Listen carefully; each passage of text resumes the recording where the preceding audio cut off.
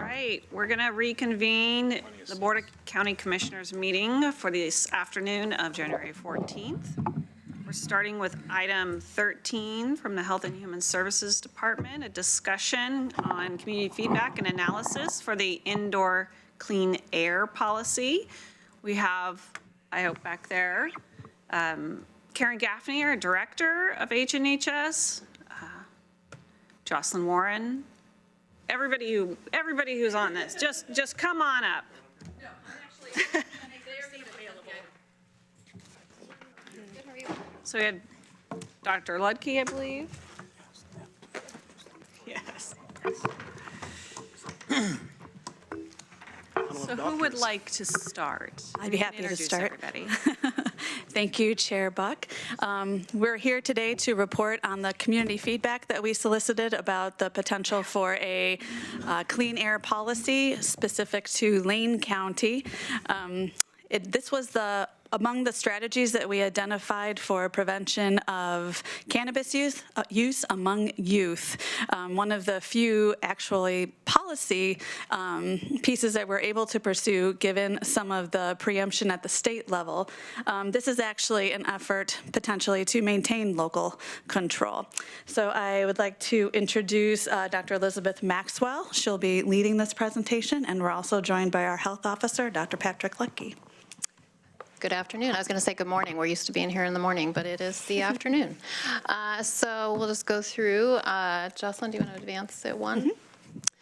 So the item summary, this is an update to you all, as Dr. Warren said, and so we've been before you before presenting some possible strategies to prevent non-medical cannabis use, and specifically you all exhibited interest in youth, and that's a concern that we share in public health as well. And so following your direction, we initiated a series of community meetings, which we'll describe. And so just briefly, the timeline, we came in front of you in March of last year and talked about some different strategies. After that, we had some meetings with Lane County Council, and many of those were kind of taken off the table. We were not able to pursue those. And so the one that we're going to talk about today is still within your purview. And then we came in front of you July 30th just to talk about our work plans, some strategies, and a timeline. And it was at that meeting that you all exhibited interest in having some community meetings and, you know, having us gather information and community feedback. So just a brief update on the work plan. Next one. Sorry. That's okay. The work plan. So our epidemiologist, Jess Seifert, is pursuing a non-medical cannabis community assessment. And we're still in the early stages of that, but she kind of envisions that in 3 stages. And so the first is what she's engaged in right now, and she's gathering community concerns related to youth, impaired driving, and some specialized populations, pregnant women, unintentional injuries, and then of course dependency that I think everybody is concerned about. And then after that, she would like to engage in a retail assessment, or we also call that an environmental scan. And essentially what that is, we've done retail scans in Lane County before on alcohol, tobacco, and lottery, but we haven't done a cannabis one, and so this would be a retail cannabis one. And she's gotten permission from an academic researcher at a university to use an already validated scanning tool. And so essentially what that is that people go to selected retailers and kind of take a look at what's outside, and so take a look at the advertising, take a look at if they're in compliance with existing state laws. As I think we've shared with you in the past, there's some statements that are supposed to be visible for cannabis retail advertising, and we know that they're not always there, or sometimes they're not legible or readable. And so she would be looking at those things. And the tool that she's specifically looking at, she's also able to go inside with the permission of the retailer and look at some aspects inside that might be related to youth use as well. And then we've also been engaged in cannabis prevention training, and probably the biggest example of that is that in August, we held a training with 4J high school administrators and their staff, and really well attended. I think we had close to 50 people there, and so it was before school started, and they obviously have concerns about youth and cannabis, and we did a training and had a really robust discussion, and so hoping that that'll lay the groundwork for future use, future work with the schools as well. well. And then the indoor clean air policy. And then future work that we may engage in, the countywide 1,000-foot buffer, and that's a way to address density. So the city of Eugene has already passed that. And then also looking at the Lane County Fair policy prohibiting marketing and promotions of cannabis at events. And so that would just mean meeting with the Lane County Board. And so we've been a little busy this fall, but that'll be in the future. And then continued training as requested. And then at some point, we would also be interested in getting together a cannabis retailer task force. It's easier to do some of these things if we're engaged in partnership with the retailers as opposed to having people feel like we're in opposition. So policy issues, just to provide a little bit of framework. I'm sure most of you remember, but at the state level, there have been multiple bills that have been introduced that would allow kind of what we call a cannabis lounge, and essentially what that allows is indoor smoking or vaping, and we have concerns about that. And then also sometimes they have been wanting to have temporary licenses at events. So if you think about something like the Whitaker Block Party, I don't think that's someplace that public health would not want people to be able to smoke where there's families around. And then just the other context is that there is no current county ordinance that really addresses these issues. So financial resource considerations, enforcement, we would be able to encompass that in our existing tobacco enforcement. We already do that. And so whatever indoor air policy related to cannabis, we would be able to address that within existing infrastructure. And then existing businesses, there are none. There are no cannabis lounges in our county at the current time. So potentially no harm of a current business. So health implications, we've talked with you about this a few times, and I have Dr. Ludke here, so and Dr. Warren. So between the three of us, we should be able to address any questions you have. But just briefly, the employee issue, we worry about a cannabis lounge because obviously there would have to be someone working there, and so the percentage of Oregon workers exposed to secondhand smoke decreased by 45% between 2001 and 2015. As a result of the state indoor clean air policy. So I think we don't want to see that roll back. We don't want to see occupational exposure to secondhand smoke. And then as far as youth goes, we have seen increases in youth cannabis consumption since legalization. So almost a quarter of Lane County 11th grade students report using cannabis at some point in the past 30 days. This is from survey data. And this is a 40% increase in use since legalization. So we are seeing an increase. And then, as many of you are aware, the vaping crisis happened in 2019. And the last I checked, Dr. Ludke can correct me, but I think we had 20 cases in Oregon around that, and so we're worried about that as well. And then we also have concerns regarding marketing and advertising and the impact on youth consumption. Any of us who live in Lane County certainly know how much advertising we see, but 60% of Lane 11th graders reported seeing cannabis advertising in the previous 30 days. And then there's also a concern about decreased perception of harm. A majority of 11th graders and nearly half of 8th graders in Lane County associate cannabis use with zero or no harm. Cannabis use, there's not a lot of research, as we know, but some of the research has shown that it impacts young people's memories, learning, attention, and judgment. And so we really worry about those developing brains, and we'd like to put off use as long as possible. And your early use is also associated with an increased risk of future addiction and dependency. You can stay there. And so this was something that our epidemiologist, Jess Seifert, put together. And so it's just comparing cannabis retail density compared to WIC-eligible grocery stores. And so you can see that the county overall, we've got a 2.2 to 1 ratio. And so if you look at the numbers, there's 82 cannabis retailers compared to 37 WIC-eligible grocery stores. And then she broke it down further by area. So Cottage Grove has also got a 2 to 1. Eugene itself has got a 3 to 1 ratio. So we've got 56 cannabis retailers compared to 18 WIC-eligible grocery stores.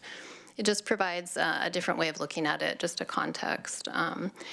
And so, sorry, one, yeah. And so part of the issue, as I think most of you know, is that when we're thinking about cannabis, there's not a lot of research out there. And so what we have to do is we have to extrapolate from alcohol and tobacco research. And so alcohol and tobacco research, there's a lot of studies that have shown that retail density is associated with early initiation.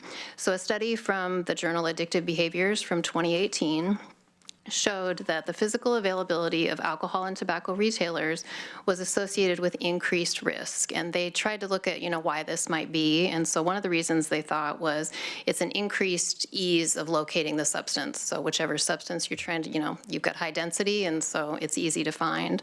And then increased exposure to environmental cues. And I think, again, any of us who live here see that there's a lot of environmental cues for cannabis in our community. And it also, for people who are trying to quit, if even a youth who's trying to quit tobacco or alcohol, it deters that quit attempt because they're getting those environmental triggers all the time. And marketing has also been shown to have a pivotal role in getting new users, and it also shapes perceptions about product safety, about its attractiveness, and its desirability. So in the state of Oregon, retailers are not supposed to make health claims related to cannabis. If you take a walking tour any place in downtown where there's a lot of retailers, you'll see in their storefronts that many of them are making health claims that they're not supposed to be making. And so that influences how you think about these things and how they think about cannabis and whether it has any health effects. And then from the Journal of Alcohol and Alcoholism from 2009, alcohol advertising was shown to increase youth use, but also how much youth drank. And so that's a concern as well. So it was linked to early initiation, but then also how much they were drinking. Go ahead. So now to turn to our community meeting findings. So we had 5 essentially town hall meetings. We had one in Cottage Grove, one in Springfield, Florence, Oak Ridge, and Eugene. These were all evening meetings to try to accommodate community members and when they're free and available. And then we also met with 2 of our coalitions, so the Eugene Springfield Prevention Coalition and Be Your Best from Cottage Grove. And so just this slide is just a summary of a few things that we found. Bless you. So some reasons that community members were in support of protecting youth health. They were concerned about the increase in youth use. They were concerned about the greater cannabis density, which, people feel that when they live here. We hear that anecdotally from community members. And then people were concerned about negative health and safety impacts from people being exposed to indoor smoke. And then there were some concerns, people kind of on the other side of things, people being concerned that adults have a right to use a legal product, concern for future businesses that might come to Lane County. And then there was some robust discussion at a couple of them about acknowledging that people want to feel connected, and so a cannabis lounge could be a way for people to have connectedness, is what some community members thought. And then effectiveness, obviously, if you pass some kind of ordinance, we will provide some kind of studying of it to see if it's effective. And then I've already talked about the enforcement would fit right into our existing tobacco enforcement. So with the concern, the concerns being that we've got a concern about high cannabis retail density, we've got high advertising, youth are seeing a lot of advertising in our community, the low perceived risk that youth are reporting, and this, ongoing at the state level, these cannabis lounges and exemptions. What we are putting before you is an opportunity to talk about a possible Lane County indoor clean air policy that would prohibit smoking and vaping in indoor public spaces and public events. And we've just outlined a few potential elements of that if you wanted to talk about those. So prohibiting the smoking and vaping indoors and at events. And there are a couple of gaps in the state indoor clean air law as it stands. And so you could think about removing some of those. And so that would be addressing certified smoke shops, hotels, motels, and some theater productions, and then some consideration to thinking about expanding the buffer. So currently it's 10 feet in public areas, and you could expand that to 25 feet outside of windows and doors of public spaces. And we are here for your questions and discussion. Thank you very much. Any remarks, comments? Commissioner Mosevich. So I really appreciate the thoughts on trying to keep cannabis out of the hands of youth. That was one of the reasons why I was an early supporter of raising the age of tobacco purchase and regulating e-cigarettes before there was the saying tobacco 21, and was an initiator of that and pushing that here in Lane County and all. That said, there are portions of the Indoor Clean Air Act I thought violated people's personal rights. And expanding the Indoor Clean Air Act is not exactly my cup of tea. I'll just state that up front. And it has more to do with personal property rights and what is often described, quote, as public space is not truly public space. So I'll put that out front, that's not where I think we need to attack this problem. Now, there's a different thing about having cannabis lounges and cannabis at gatherings and those permits. That's a completely different thing. It's going to take either state law to allow them or some kind of exception because they're currently not allowed. So, and the bills that have tried to put that in place haven't even gotten hearings. They have no legs. So I'm not that concerned about that being allowed at the state level, even though one of our local legislatures is a sponsor for that. What I will say is the real issue with cannabis right now is the state's triple system of trying to regulate it. We've got medical under OHA, we've got retail under OLCC, and hemp under the Oregon Department of Agriculture. Yeah. And there's no commonality in it. No commonality in the regulation. Therefore, what happens quite often is it's easy for the black market to slip between the cracks. As you start going after somebody you think is a medical grower, they tell you they're growing hemp. And it's very easy for them to not allow somebody to come and inspect their crop because all they have to do is say you can't be on, we won't give you permission, and under Oregon law, you can't really do that. It gets really difficult, our system right now. And the fact that we're under the wrong farm bill for hemp right now. Our hemp regulations are under the 2014 farm bill instead of the 18 farm bill. So we're not even matching up with national regs.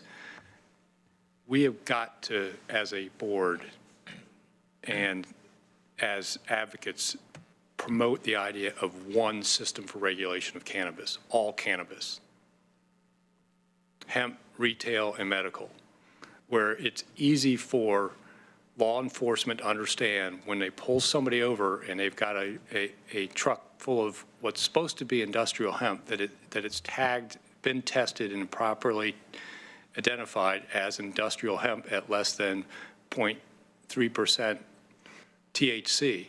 Unfortunately, I heard yesterday in our public safety meeting at AOC that almost all the intercepted, quote, industrial hemp test over 1%. Doesn't even come close to the 0.3%. It's the black market that's feeding the youth market. It's not the retail stores. And that's really, that leakage into the black market is what makes it so easy for our youth to get it. Now, the fact that a Juul device can be for nicotine or THC is another place where we're hiding stuff so badly with youth, which is why I so strongly supported the Tobacco 21 initiatives to make those devices not legal if you're under 21, period. Doesn't matter whether it's got THC in it or nicotine or nothing. You shouldn't have one of those devices if you're under 21. So I really feel that one of the places we should be going strongly with this is on the side of the state getting a unified system of regulation, because we are leaking incredible quantities into the black market in the state. And everybody's heard it. We grew in 1 year 6 years worth of retail cannabis. That's just a complete imbalance. Education's important too. I really feel we need to get out there and make people understand that whole issue about there's no risk. I think Dr. Ludke would probably support this. There's really two drugs, illegal drugs out there that will bring out some of the latent mental health issues in youth. And cannabis is one of those. Methamphetamine's the other. So it is a very dangerous drug long-term for our youth, and I don't think people appreciate that. But I really think that trying to go into people's personal property rights, which the Indoor Clean Act did, is not the direction to go with this. I think we need to go with an effort to try and get the state into a unified system of regulation and stop the black market leakage. Any other comments? Commissioner Farr. Thank you, Dr. Maxwell, for the presentation. And looking at the recommendations that you are making, that staff is making to the commission regarding options that we have. I'll get to that in a moment. I think what we're talking about here is clean air, not distribution of product. I think distribution of product is something that we do need to talk about, but not at this venue and not today. The only element of distribution is what you mentioned, is that the more places that sell stuff, the more kids will get it. I mean, that's a paraphrasing of what you said, but if there are more places selling it, then more kids will get it, whether it's tobacco, alcohol, or cannabis.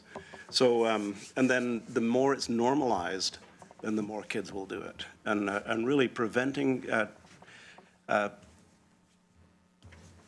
people smoking, vaping, et cetera, in public exposes kids to less normalization of doing it. When I grew up, my mom and dad smoked, so I thought it was normal. And it would have been normal for me to start smoking, other than the first time I tried it, I threw up. And, so, but that being said, what we're talking about here really has a multi-pronged effect. It not only provides clean air for people using what are, in effect, public spaces, because the public is invited to go there. They don't have to go, they're not forced to go, and it's not publicly owned, but they are invited to go there to participate in whatever retail activity is going on there, for instance, in a smoke shop, or whatever is happening at the event, for instance. People are invited, and they have free choice, can go or not go. So as I look at the recommendations, I don't really see anything, I believe, in my way of thinking, that is violating people's constitutional rights as to private property. And I don't think and from my way of looking at it, we're not violating people's ability to participate or not participate. We're just controlling where things can be done, and thereby enhancing what the path we've already gone down, which is making Lane County a safer place to live in terms of breathing unwanted smoke from products. Now, 2 months ago, Senator Wyden was here, and we had the youth town hall on vaping. And we heard from the kids in that room from virtually every high school, and you were there. Dr. Ludke, you were sitting right up there. Dr. Maxwell, you were there, and Dr. Warren, you were there. Oh, you weren't there? I thought you were. You weren't there either? I wasn't. Okay, well, Dr. Ludke, you and I were there. But we heard from virtually every kid in maybe I dreamed this. No, because I wrote it down, from kids throughout the county talking about how the crisis of vaping is permeating the schools. One kid said it's like the Juul tabs are like confetti in the parking lot. Another kid said that almost every car in the parking lot has people, they were saying juuling, not vaping out in the parking lot. So what that tells me is the equation that you're talking about, the more ways kids have to get it, the more chance they probably will, that exists that they will use it. So the more we can limit that, the more we can reduce the normalization of it, then the greater effect we're going to have on kids. I believe that to be the case. So I'm looking at your recommendations, and we can talk about what to move forward on. But I believe that. Excuse me, just 1 second. It blinked out.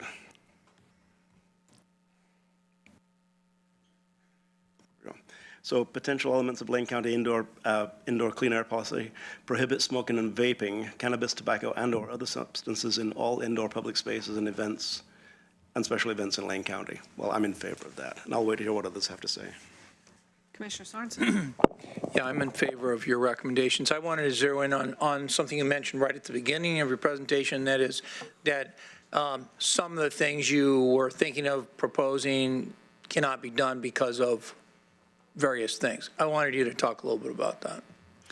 Well, I can let Dr. Maxwell address this too, but we had originally, when we were considering different types of things that we could do to reduce youth, things that are, excuse me, successful nationally have been increasing the price. Price sensitivity among youth is well understood as a way to reduce access and use of things like alcohol. By the Oregon statute. Right, we cannot increase taxes. Okay. Right, so that is one thing that we're preempted on. We've talked a lot about advertising and the things that OLCC is responsible for enforcing, that we have seen locally that we don't feel like the enforcement is great, and that could really be a place where we think we could improve the way that things are enforced around advertising would be great strategy, but we don't have that capacity. We don't have that authority locally to intervene on the on that piece of it. Is that OLCC? Yes, it is. Okay. What others are prohibited? Those are the two ones that come to my mind. Do you have something else? So I would add to the pricing is we also pursued like sales, discounting, which kind of goes along with pricing, and we were told that we cannot do that. And then when I first came in front of you, I presented some concerning information about how they were packaging and naming things that were things very attractive to children. And we were also told that that's OLCC by federal, Yeah. by state, so we can't do What I wanted anything. to do was to kind of focus on those things we can't do and turn them into proposals for letters to the legislative delegation, to the OLCC itself, to the governor, for lack of another person to write to, and kind of get the ball rolling, that these are things we contemplated recommending to our board, but we didn't recommend them because of these prohibitions, and that we'd like to see these prohibitions changed or whatever. And I'm wondering if that could be something you could take to the legislative committee or write a letter yourselves, how you would want to handle it. What's an option for you? Well, I think we can discuss it. You need more things to do.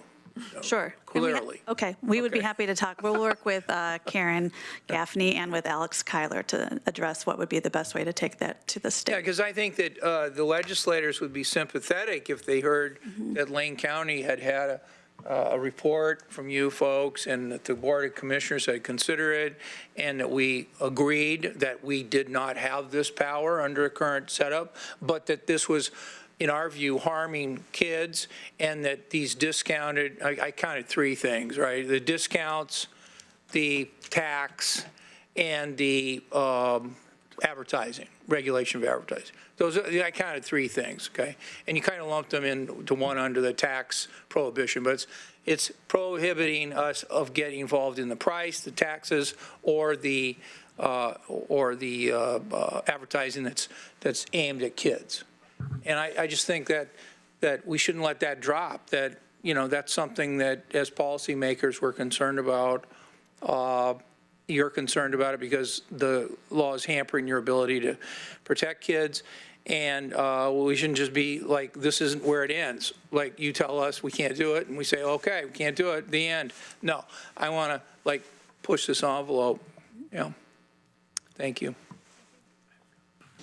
Dr. Luckey. Chair Buck, Commissioner Sorensen, and other commissioners. So I sit on the Governor's Cannabis Commission, and it's another opportunity to get into that conversation. And it's a fascinating monthly meeting, typically 3 hours of joy, depending on public comment, sometimes 4 or 5 hours of joy.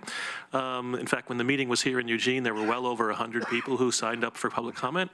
And to Commissioner Bosevich's point, there was a recommendation that this commission put forth to the legislature in the session last year, the long session, around there are too many cooks in the kitchen. It's really difficult for persons in this business to deal with OLCC and ODA, and also at the same time deal with OHA, and how do we make it work more, high speed, low drag for persons who are getting medical benefit from this and perhaps some other benefits. So I think the Governor's Cannabis Commission is potentially a direct line for some opportunity to, independent of other conversations. Commissioner Bruni. So let me get this straight. You got a great amount of joy from being on the Governor's Cannabis Commission. Commissioner, I'll take joy wherever I go. And I don't know why, I don't want to know where that is. Anyway, question. I'm seeing two quotes from young people that I find a bit disturbing. How many young people, I mean, there's no quantification of this. How many young people is that input from? You know the quotes I'm referring to. I do. I'm going to have to turn to my boots on the ground. Abby Lee is in the audience. She can answer that. Those are focus groups conducted in December of 2018 from the Planned Parenthood Red youth group. I don't know how many exactly, but there were two different groups. So it could have been, Excuse me, just, go can ahead. that be repeated for the microphone, for the record? Yes. So what I heard her say is those were groups from Planned Parenthood. Planned Parenthood has a youth group called the Rev Group, and so I believe we met with them in a focus group type setting, and we met with them twice, and so that's where those quotes came from. I would maybe 20 students each-ish. We're thinking 20. Neither one of, I didn't run those groups, but that's where that information came from. so for the public record, I think these quotes are so outrageous that I would like to read them. And I'd like to also point out, we don't know whether that was 3 young people or 25 young people or 30, right? We don't know. It's just that. More than 3, definitely more than 3. More than 3, okay. I don't care the age of anyone that would say, I don't think twice before I get into a car with somebody who's high. That's concerning to me. All of my friends who get high drive high. That brings me, I don't know what appropriate interventions are here. Is getting high, for example, in schools where juuling is occurring, a response to a boring curriculum? Or being bored in the classroom? I don't know. Is it a response to not having meaningful work or service opportunities as part of the high school curriculum or their lives? I don't know if you would venture a guess. I could not venture a guess, but it feels systemic to me.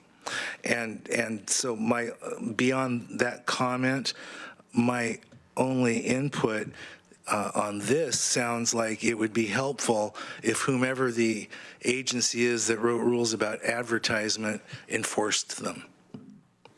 Correct? We agree with that, yes. Okay. And that's OLCC is who enforces the advertising. And so we, as I've reported to you before, we regularly report when we see violations, and we are not party to what happens. They don't share with us if they investigate or what happens. Do we have any leverage to find out what happens on the Board of Commissioner level, or do you know? I don't know. We can find out. Thank you. Black box. Any other comments, remarks? I'd just like to share that I am supportive of your recommendations. And, you know, I believe firmly that every individual has the right to breathe clean, healthy air. And part of that is just being a human being on this planet. And we have laws surrounding smoking because of that premise. When vaping came along, it felt questionable at times. Is that smoking? Is that okay to breathe? We know now that it's extremely harmful to breathe. And so the same premise, I believe, strongly applies to vaping or whatever is invented next, because something else will come along someday. That's going to present us with a similar situation.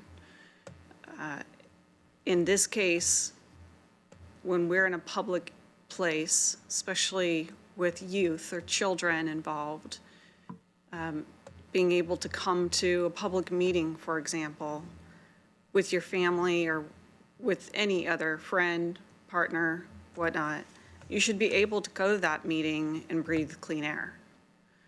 And so for that basic premise, I feel strongly in support of these recommendations that you've laid out, albeit limited, and there's clearly other issues, legislative issues that sounds like we would like to pursue or be involved in, or have a voice in at the very least. With the limited amount of tools that we have in our toolbox, these seem very basic. Any other comments? Commissioner Farr? Thank you, Chair Buck. The recommendations, the Lane County Public Health recommends the Board of Health pursue a Lane County indoor clean air policy. So as the board that would be moving toward this as a Board of Health, thereby it would be county line to county line, including inside of city limits. Okay. And I'm looking at the 3 bullet points that the potential elements that you're recommending, the 3 bullet points. It sounds like you have support from at least a couple of us up here for the bullet points. May I ask, Chair Buck, may I ask, what do you need from us? I'm sorry, what was the question? What do you need from us today? Just Direction. If you'd like for us to draft a policy, we'd be happy to work with county council to do that and bring it back. I am in favor of that, so I'll wait to hear what other commissioners have to say. Is everybody in favor? Commissioner Bozievich? I'll just reiterate, what you described about a public meeting, I have no issue with. My concern is the Indoor Clean Air Act applies quite often to properties that are privately owned, separate from other buildings and all that, that people can choose to go to or not. And if the owner of that business or establishment decides they want to have polluted air inside their building, us regulating that is going beyond and going against private property rights. And the Indoor Clean Air Act does that. It jumps into private property where people have a choice to go to or not, and doesn't allow something to happen that's legal for adults over 21. That's what I'm getting at. Now, if you want to advocate for completely banning all smoking and vaping for anybody in the U.S., that's a different story, if it becomes an illegal activity. But what I want to be clear about is the current Indoor Clear Act jumped into private property. And, that's where I have my issue. Where people have a choice of whether they want to work there or not, have a choice of whether they want to go into that establishment or not, and the owners have a choice of whether they want to be exposed to that or not. And that's really what I'm getting at. And that's not the real issue with youth usage of cannabis. Some of the quotes I could pull out from other studies are, it is 10 times easier for me to get marijuana than it is to get alcohol from a 13 or 14-year-old. Alcohol's everywhere, advertised everywhere. If you had that ratio of places that serve alcohol or sell alcohol to WIC stores, it'd be a lot bigger than 3 to 1. Yet the thing that's easier for our youth to get right now is cannabis. And it's not because of the number of stores it's out of, it's not because of how it's advertised, it's because it is in the black market so heavily. And the regulation of trying to keep it out of the black market for those folks is failing in this state. And that's where we really, if you want to have impact, we need to have impact there. Jumping into people's private property rights is not where it's going to actually prevent youth consumption to any great degree. If you want to be effective, we need to be effective about the black market and advocate for stronger, tighter, unified regulation of cannabis in this state, and also get us aligned with the federal 2018 Farm Bill when it comes to hemp, because we're going to lose our hemp industry if we don't. Commissioner Birdie? I apologize. I have no experience trying to get either alcohol or cannabis from 13 or 14 years old. I'm just kidding. Even with those concerns, as I'm looking at your recommendations, I don't see, and I apologize if I'm missing, but I don't see the overlap. One, prohibit smoking and vaping in all indoor public spaces and special events, right? So that's We're good. Remove the current exemptions that allow for smoking and vaping indoors in certified smoke shops, some hotels, motels, and theater productions. Well, I guess some of those are private spaces, but I, for one, am okay with that. The definition of public spaces in the current Indoor Clean Air Act includes private property. Just so you know. Could that, I know I'm listening to what you're saying. There's got to be a way to differentiate that. There's got to be a way to be specific enough to allay some of Commissioner Bozovich's concerns, I would think. And public spaces. Do you have the direction you feel you need? Yes, we do. Thank you. Very good. Any final thoughts from anybody? All right. Well, thank you for coming and presenting. I think we'll be moving forward. You got some good feedback here today. We'll move on to our next item. Thank you very much. Thank you very much. So our next item is number 14, under Public Works, report on our market demand analysis and consultant report. Welcome. We have Corey Buller, our Lanes Event Center Manager. And if you could introduce your guests, that would be great.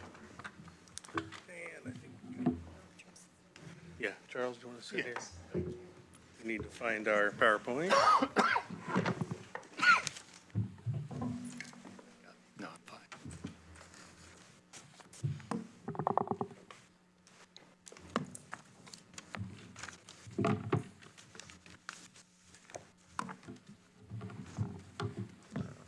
Do the surgery.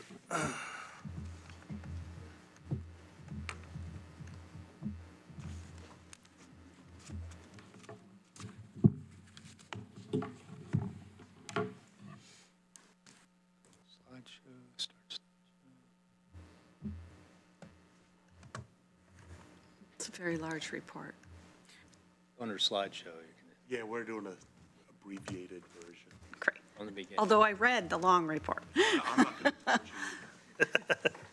And I did not read all 172 pages. Thank you. Oh, man. I'm personally glad to hear that. That's my job. All right, good afternoon. Thank you. My name is Corey Buller, Lane Event Center, Lane County Fair Manager. With us today is Rachel Bivens, the Assistant Fair Manager and Marketing Manager, and Charles Johnson from Johnson Consulting. I'll keep my intro very short here. I want to leave most of the time for the report, as well as some questions and discussions. So thank you guys again for the opportunity to discuss this report and also the future direction of our facilities and our programs. Thanks to our staff, partners, clients, Traveling County staff, everybody that put their time in gathering this data and putting this report together at Johnson Consulting. I want to thank you very much. So we started this process several years ago. We tried to place ourselves in a financial situation that supports forward planning. We've wanted to make improvements to our facilities for years. We've developed a capital fund and reserves that this year are supporting over $1.5 million in repairs and renovations to our current facilities. If you add in our debt payments, it's even more than that. So with the completed facility assessment and this market analysis report, we feel that we have the tools available now to move forward with the master plan, barring any changes in the direction that we want to go, which is partly why we're here today. So with that, I'll turn it over to Charles Johnson. Thank you very much. My name's Charlie Johnson. I'm 6 East Monroe Street, Chicago, Illinois. I'm president of Johnson Consulting. Just to qualify myself, we've been working in fairgrounds since our inception of our firm 23 years ago, and we've worked on the Oregon Convention Center, the expansion of the Portland Expo Center, analyzed the state fairgrounds in Salem, worked on the Convention Center in Salem, and also just finished working in McMinnville and in Seaside. So we're not unfamiliar with the financial straits of the state and the tools that they provide you, so we know how important it is at the local level to make wise decisions. Hopefully, we're here to inform you of the work that we've done, and I'll just go ahead and just jump right in. I do not mind questions as I go through, so be pleased to field those as they come up. All right, so the first important thing is to really understand what our scope was. And the facility is in its current state. The management team is operating at their current level. So our job was to really help set the stage for a master plan and build upon work that was already completed by Faithful Gould and other team members that really did a physical assessment of the building. So our work is more strategy and to lay out a plan. And I just think to set the stage a little bit, not many fairgrounds are located close to an urban center like yours is. And that's a real advantage, I think, if it's exploited. And to date, I think there's a physical separation between the downtown and the fairgrounds. So as we think about what happens at the fairgrounds, I think it's important to think what the user experience is going to be when they come in. And you're already serving about 350,000 residents a year or more at the venue. And, you know, so there's a lot of people that see that and want to interface with the community. So that's what the opportunity is, and that's going to explain to you why the improvements that we've put in hierarchy are apropos for the marketplace. 55 acres. It's well located. I think that the accessibility of the marketplace. Now, there are two thoughts. I saw Commissioner Farr's eyes go up. There are two thoughts on location. One, these should be out in the green area and have as much pastoral land as possible, so you could do all the ag shows and things of that nature. That's a new fairgrounds for the community. The other option is to have an urban fairground, and there are some. Louisville, Salem, kind of, and there's Portland is even though it's suburb, they kind of built the fairgrounds for Vancouver, Washington, given their location. But there are interesting things that have happened with fairgrounds. Denver, for example, is investing $1.5 billion to make their fairgrounds into an amenity for the community. So there are big trends happening in the marketplace, and both the pastoral settings and the urban settings are being exploited, and to the benefit of the community. Yours is an urban situation today, and we think that I think that the skeleton is a very workable skeleton for you all to build upon, and we're going to explain why that is now. I think as you look at this, the building is busy. It does a cross-section of events. On one day, it'll do the fair. The next day, it'll have what we call business-to-business trade shows, like your logging trade show. The next day, it'll do what we call business-to-consumer, or what is known as retail trade fairs and consumer shows. That's where companies come in and sell to the consumer. The other types of events you do are sporting events. So this is really a portfolio of activities that happen in the downtown core and in your county. The opportunity is, I think, limited if the investment is not made. So you're going to start, I think, affecting your demand. Your management team, as you'll see, has really moved the needle in terms of making this successful, and have turned around the financial straits of the venue. So the issue really becomes, how are we going to serve the customers today, and what can we do, if you're interested, to grow market share and expand the opportunity for the venue? So attendance, again, you've already serving 412,000 people. Some of those come in buses, some of them come in individual cars, some of them walk over. But that's a lot of people. Just to give you a sense of scale, if you have a big, yes, sir. You said you didn't, most people really mind interruptions. You said it's okay? It's 100% okay. Is that 412,000 people? Or is that That's 412,000 visits? Well, I think that it's a very interesting, that would be individual people, some of which would come multiple days. So they're visits. Yeah, We don't know exactly the number of people. Okay, thank you. that's correct. It would be a bigger number than this. The actual turnstile count that would come through would be slightly bigger than this. Let's say round numbers, 450,000. Commissioner Sorensen. I was interested in the, one of the problems over the years has been that it takes money to do things, and your suggestion is that the county redirect funds in the general fund toward the Lane Event Center. Is that a fair summary? Well, I think that I think they have balanced everything that they can do. We would hope that would be the direction that would be taken. We would also encourage seeking out federal grants. So hopefully it doesn't all fall on your shoulders.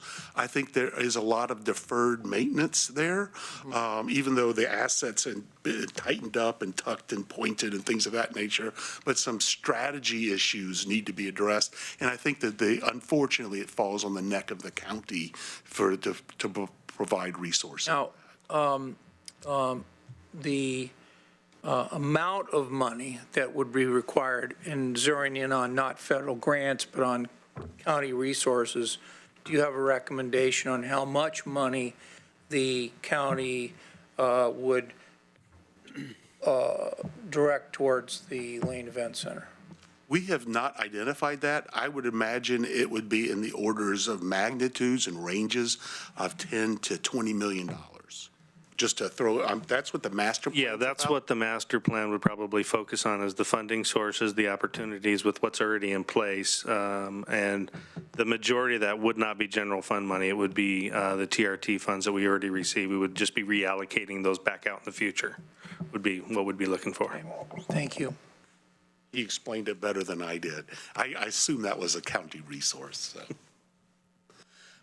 So the building, it doesn't look busy, but it is busy, just to give you a sense of scale. When you see something at 21% occupancy or 10%, that include move-in days. It doesn't include the time that's in between the squib periods between events that you can't fill up.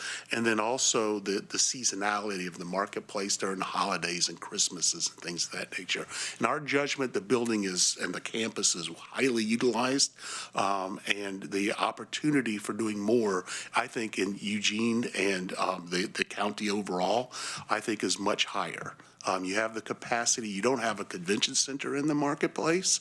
I know that there's been discussion about that in a couple other communities. I think this market is probably the right location for such a venue that's a little bit larger, that has expo space combined with meeting and ballroom space, and we'll get into that in a little bit. But I think that the opportunity is saving money on a big, fancy convention center and modifying this to allow you to be able to move the edges of the types of demand that you all can do today.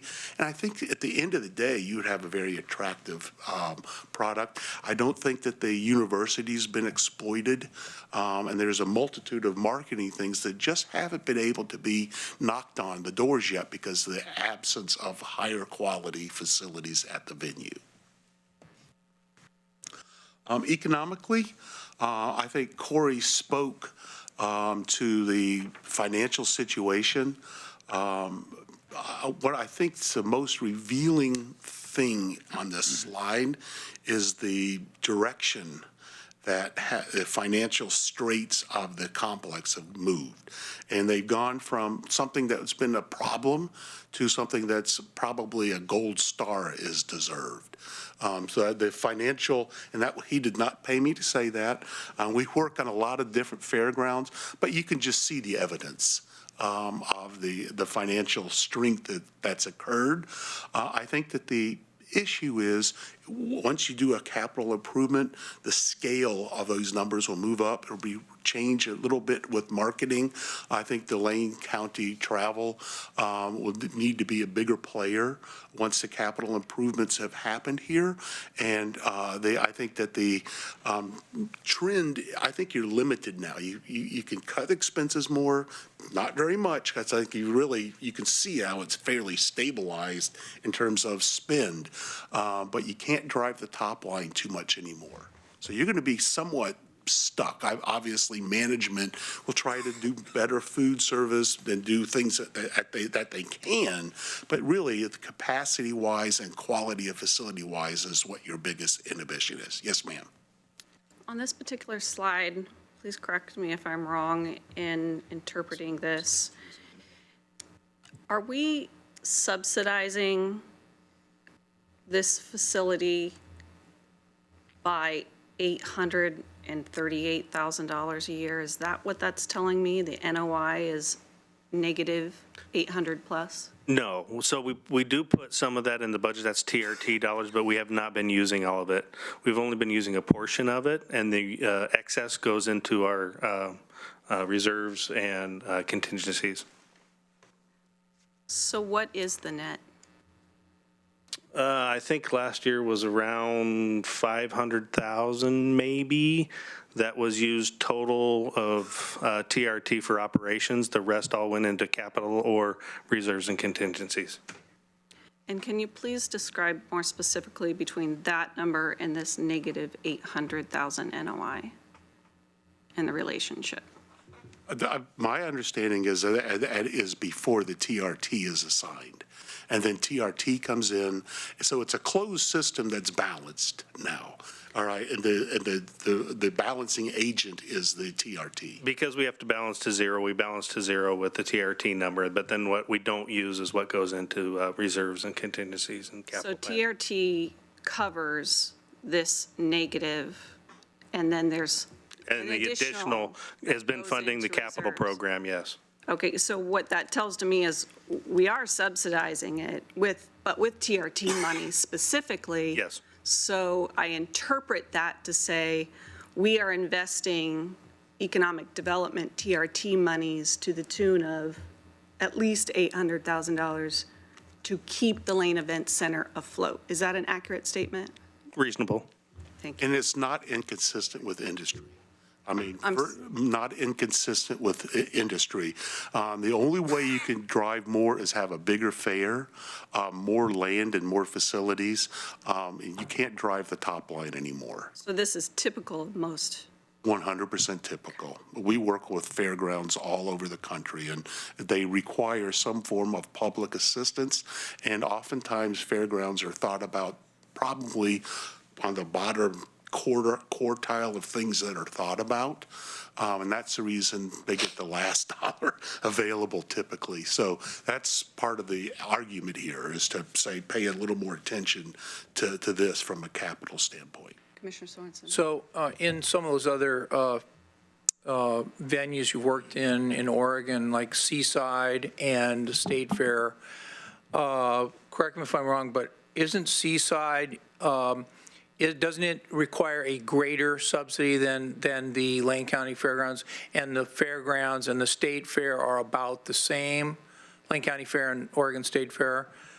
But I do. From a subsidy standpoint? Yeah. Absolutely. I think the Oregon State Fair actually gets more.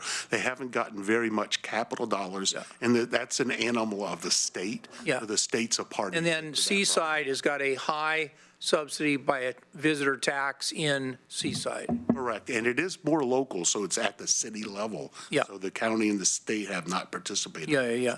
And so, that's something I think that our board is aware of, that the overall picture for a lot of these event centers is the community wants it, so the community puts a tax on to support it. Our tax is only our visitor tax, which is a broader tax of all visitors for the benefit of promoting visitor economy. And so we don't have a specific tax like the city of Seaside. We don't have a specific tax that makes up that difference that Commissioner Buck was just talking about, namely Hospitality tax. the amount of money it takes to operate, including all of the revenue that comes in from people that rent the facilities, pay to get into the fair, and all the expenses to run it, to advertise it, to clean it up, to whatever. And so I think it's fairly typical that these facilities will get some kind of, if you want to use the term, subsidy. And I guess my question, it might be the We same. like to use the term investment. Investment, right? Yeah, one person's investment is another person's tax, I guess. But let's view it from a positive standpoint that we're making a community investment. What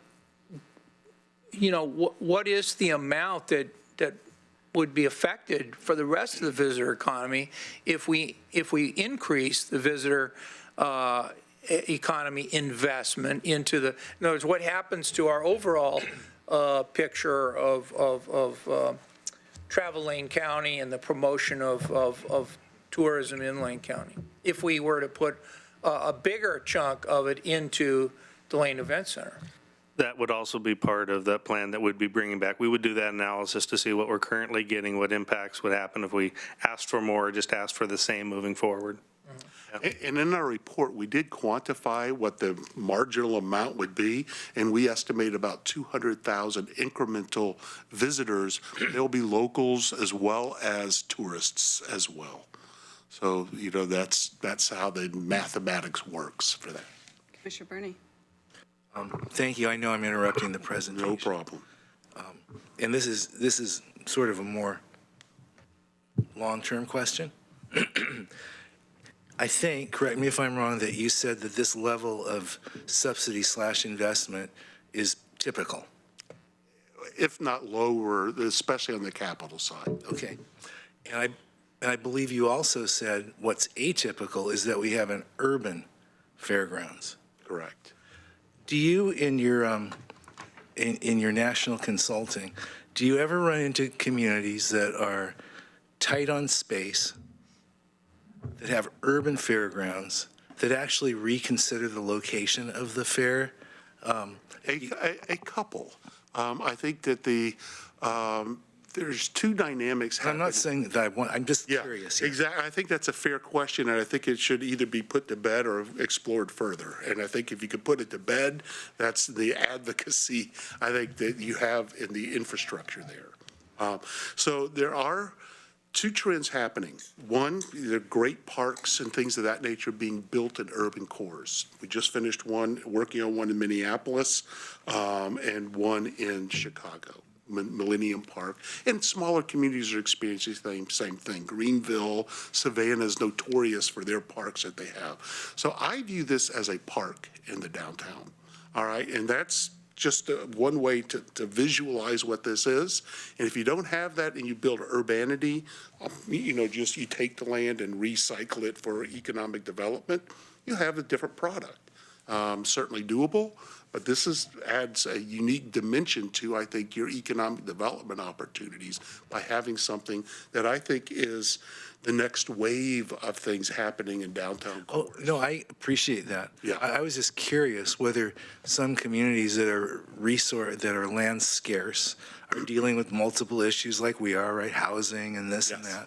that. Have ever considered moving their fair to a more traditional rural location in order to reutilize the property? And again, I'm not trying to scare any. I'm just curious if that's a phenomenon that you see occurring anywhere. It is For urban occurring. yeah. I can think of 2 or 3 examples where that's happened, but it is a bloodletting process. Tyler, Texas, they had a real small fairgrounds, and they're moving it out of their downtown and to a more distant location. Corey, can you think of a couple others? There's not very I frequent. can't think of any that have actually done it. I know previous board actually looked at this. several years ago, and there was a report that came back to the previous board, and that was the recommendation and the discussion then was not to take a look at that anymore. The cost to rebuild was prohibitive for any reasonable amount of money that we could generate, yet anything the county could generate. I believe it was in the $300+ million. Okay, and I apologize. When we looked at the Golden Gardens site years ago. Thank you. Commissioner Farr. In your terms, I think it was put to bed about a quarter of a century ago, actually. And it may be shaken awake, but not so easily. And Golden Garden, out where Rich Cunningham and I live, was the place. And it would be a great place for a fair, but the cost was prohibitive. The other thing I'd mention is that if we start messing around with TRT allocation, there's another group in town that would be definitely responsive. So. Yes. Yeah, I think initially, our initial analysis of the TRT after talking to Christine Moody was just extending the current level that we're getting out into the future. We could do some construction bonds and pay it off with TRT in the future, just like we did when we built the convention center. Yes. If I may just add a point, I've got lots of comments on the report once you're done, but as they come up, I thought I'd not put them all in one. I mean, I read the whole thing a couple times, and in the body of the cover letter, it discussed the particular point that this report and probably your task was premised upon that 13-year-old report on whether or not to move it or not.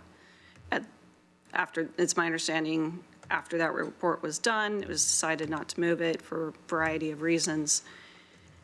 But I do want to raise a red flag and say we have very different circumstances downtown than we had 13 years ago. And I would like to reconsider that original premise. The land is extremely valuable, and we have a massive community housing crisis. And we can get into arguments about that later, but since we touched upon it here, I wanted to at least say that I think it would be irresponsible of us as a board not to at least ask that question again and make sure that even in the current circumstances, we are still okay with that particular premise before we would move forward with recommendations from this particular report. Please proceed. We did talk to pretty much every user that's used the venue. We also talked to several hotels. We talked to many tourism officials within the state and potential users for the venue, as well as some local discussion, but we did not hold hearings and, public outreach and things of that nature. It really wasn't apropos for us to get the thing aimed in the right direction. But that's the next part that'll happen a lot more with the master plan. Basically, again, I think we confirm and reassess that we can't necessarily meet any growth direction without having some form of improvements. And I think, we did talk about the need for modernization.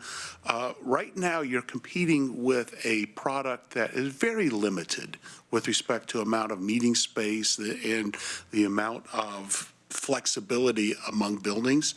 And that's where we think that our direction is helping the most in providing guidance in how to make this a better plant for the current users and then help grow your market share. So again, if you want to keep it here, it should have a good edge and become an amenity, more of an amenity to the downtown core. I visualize it as a regional park.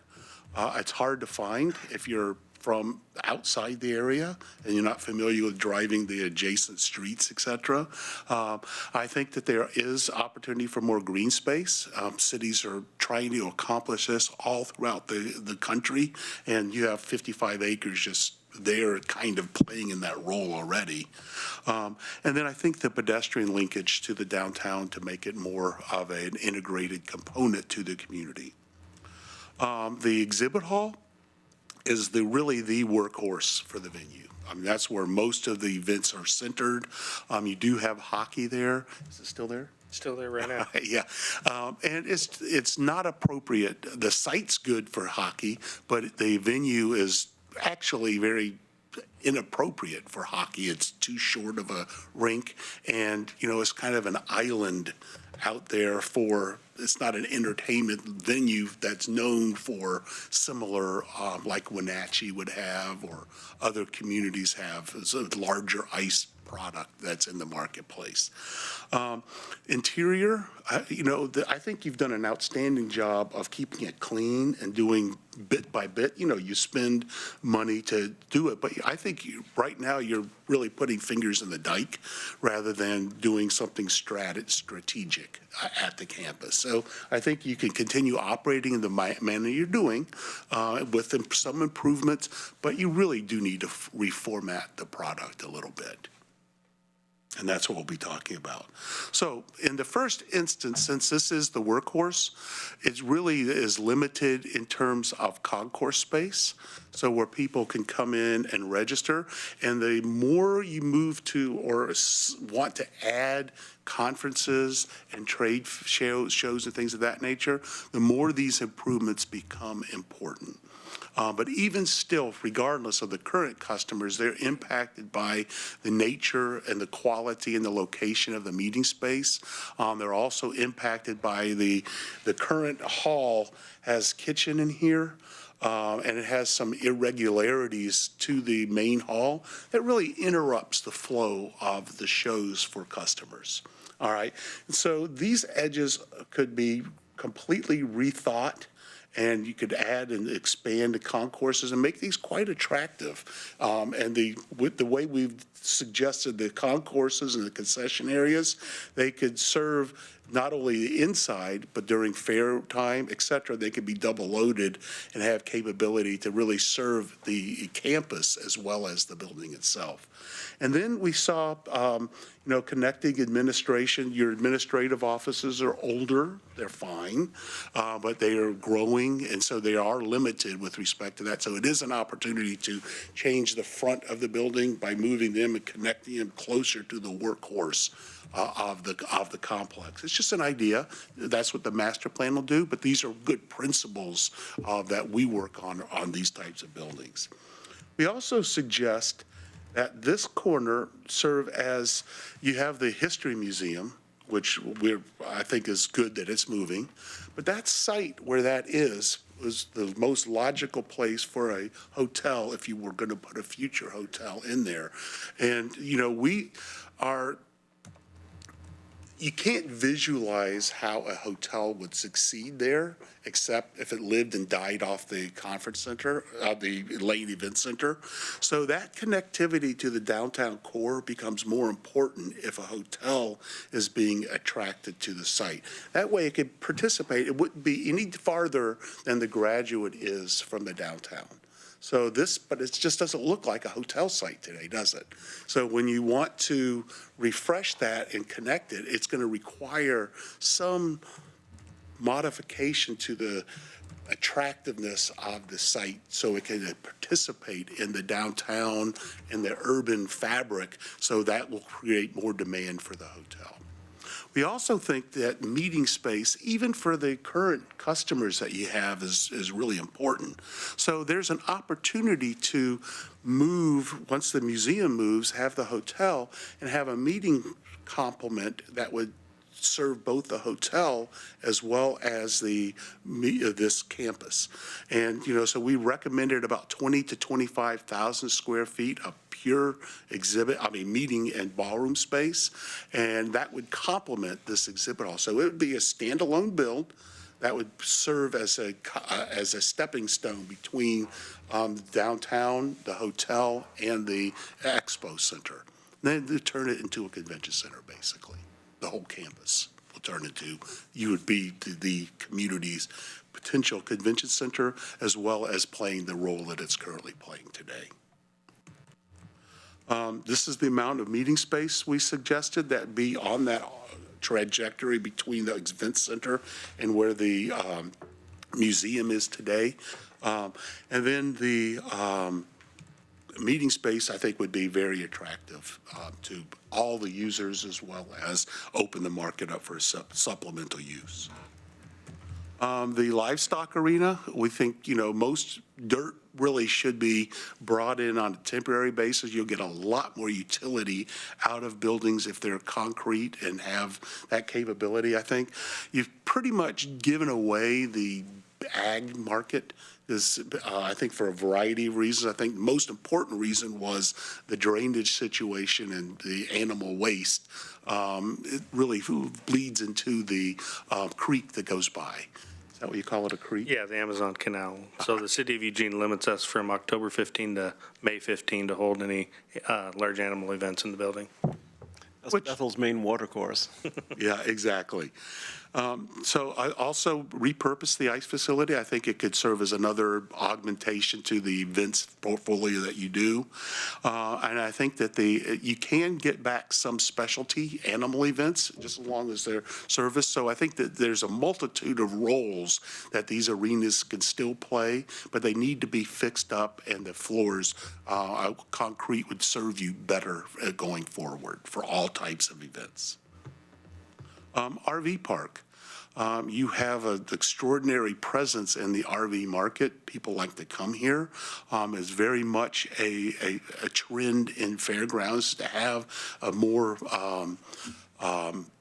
upgraded amenity for RV parks. It not only helps with the fair and other events that come to this market, and it provides an opportunity to really improve the nature of the site. Yes, ma'am. I just want to clarify the term RV park. It's Because in the short-term housing rentals. department, it's very, very, very different. And I know that's not what you're presenting here. I would call this a semi-truck parking lot. But an RV park in the housing world is actually a place in which you house mobile units. Okay. Or those other, and they fall under fair housing rules. So that term, I think, is a little bit of a misnomer for this particular section. Thank you for that.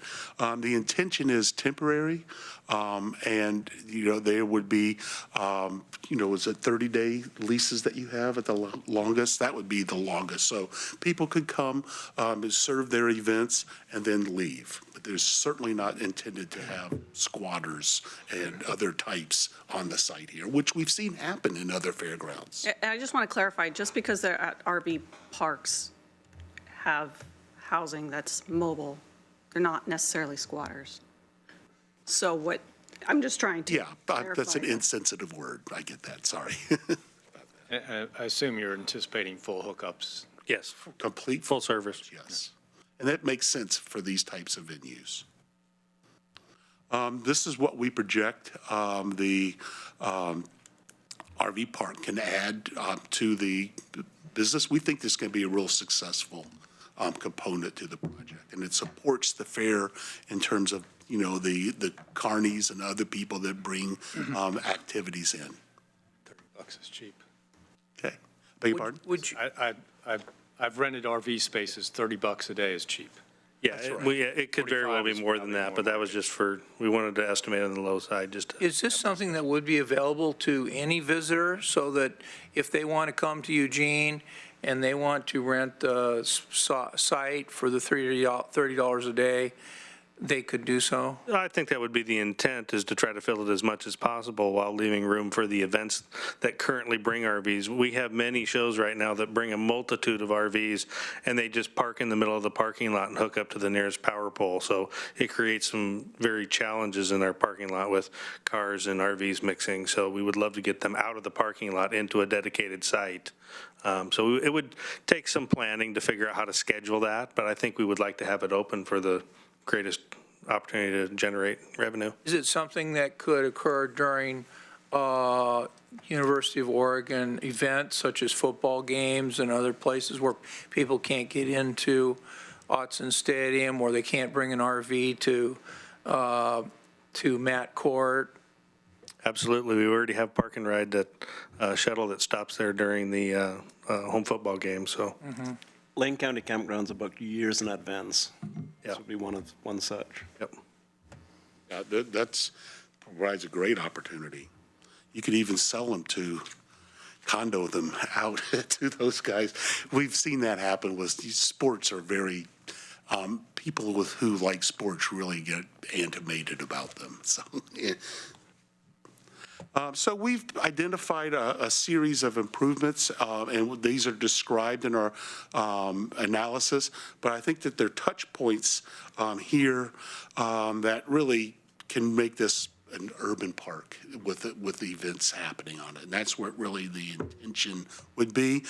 By definition, they have large parking. So it becomes an inventory of parking for the venue, and that's required.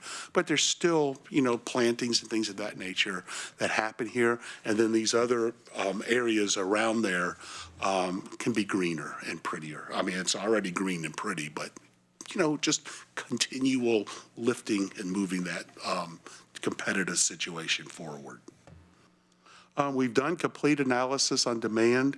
You're currently on the major events that you have. You're doing, currently about 111 major events, and we think you can move that up to 160.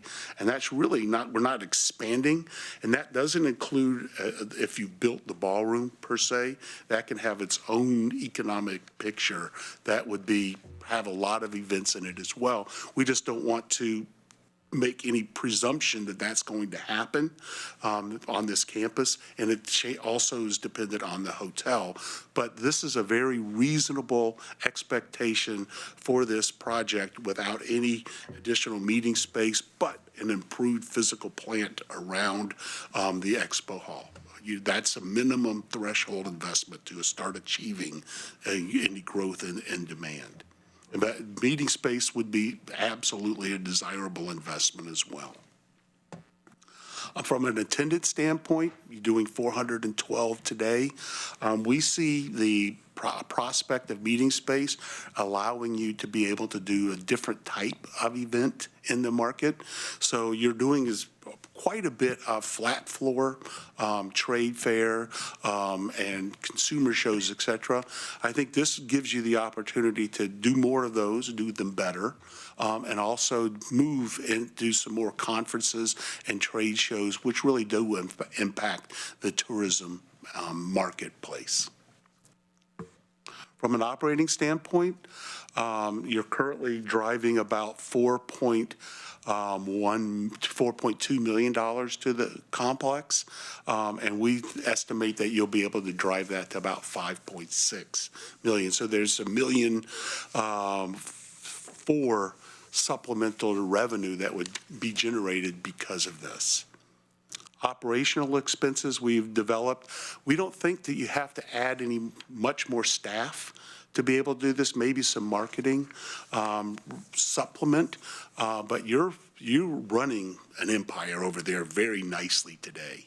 And I think that you can leverage that fixed cost of staff, and there will be direct expenses for utilities, and we prepared a full operating budget going forward. We just showed the revenues today. But, I think you can maintain and improve the operating condition operationally, but you can't necessarily drive any dollars to capital. Economically, I think that when you look at the state and local lodging tax is the only tax we looked at. We estimate that you're currently driving about $212,000 of hotel tax from the venue today, and that's where we see the growth happening of the types of events that would generate incremental travel to the market, and we estimate you'll be able to more than double the overnight tax revenue that you would generate from this.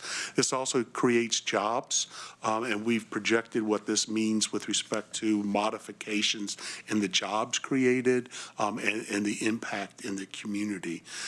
So you won't get 100% payback per se, but that's not what these facilities are for. They're really for amenitization and economic development and assets that the community can portray that we're a more attractive place because we have good facilities for the children and the families and the businesses that we have here.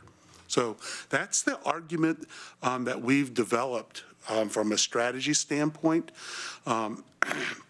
And obviously, the county, we think that the university could play a bigger role. They would be more enamored with more meeting space here.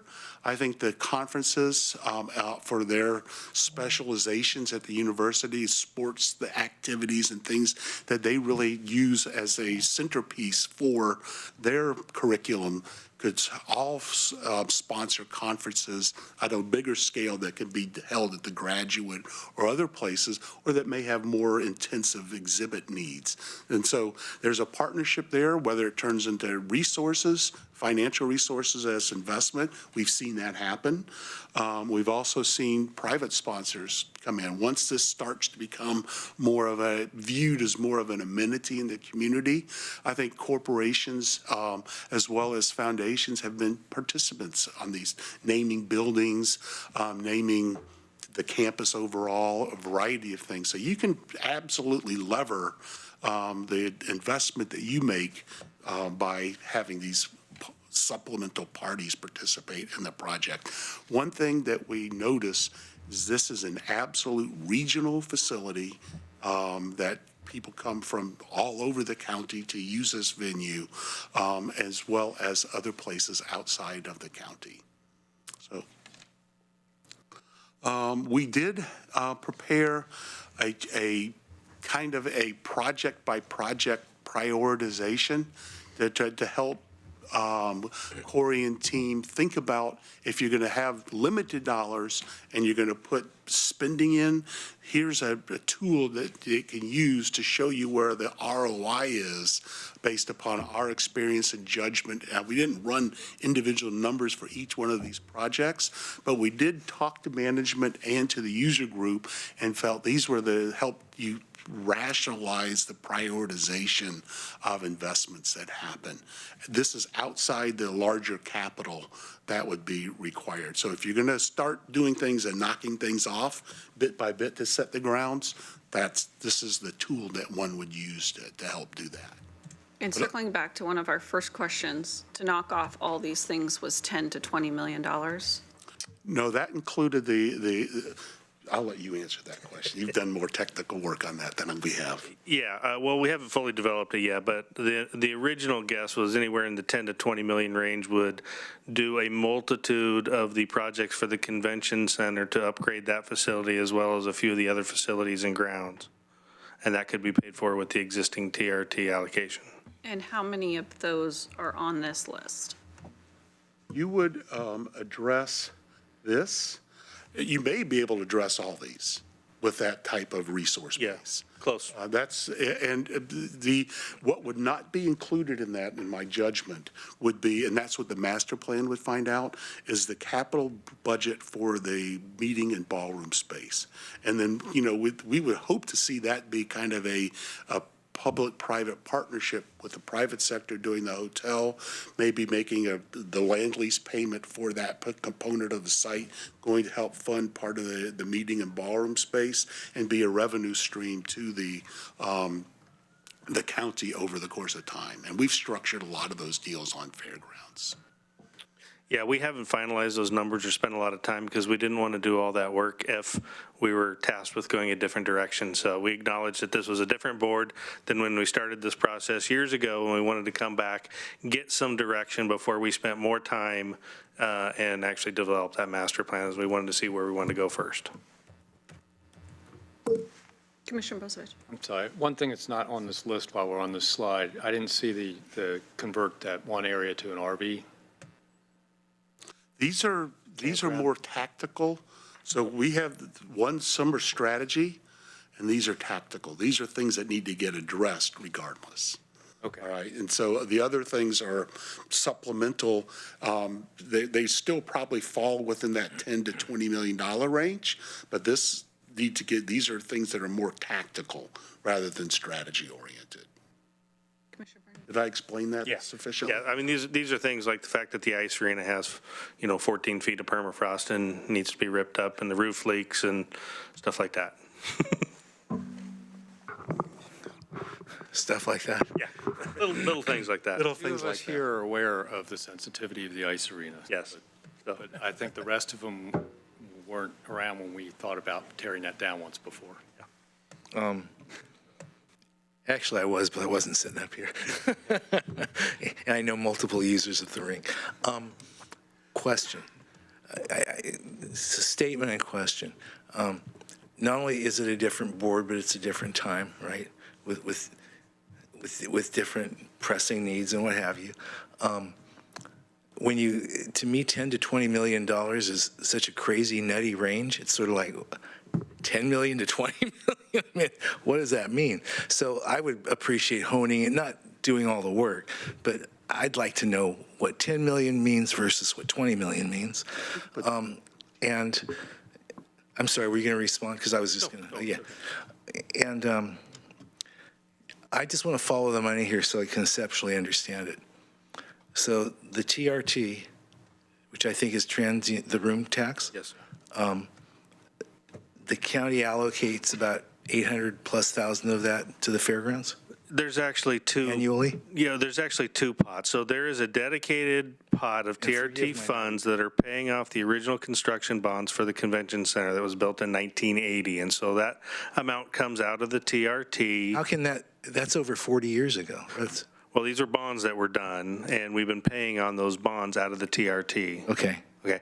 Those are paid off as of 2021, somewhere in there. So 40-year-old bond? They're amortized? they were 40 years? redone years ago, multiple Gotcha. I'm times. sorry. Yeah, so, Very common. yeah. It's my understanding that Interest rates in those, 1980. Yeah, got it. that those will be concluded shortly, and that then this discussion is about Yeah. the money that was going to pay those, reallocating that back to do these renovation projects.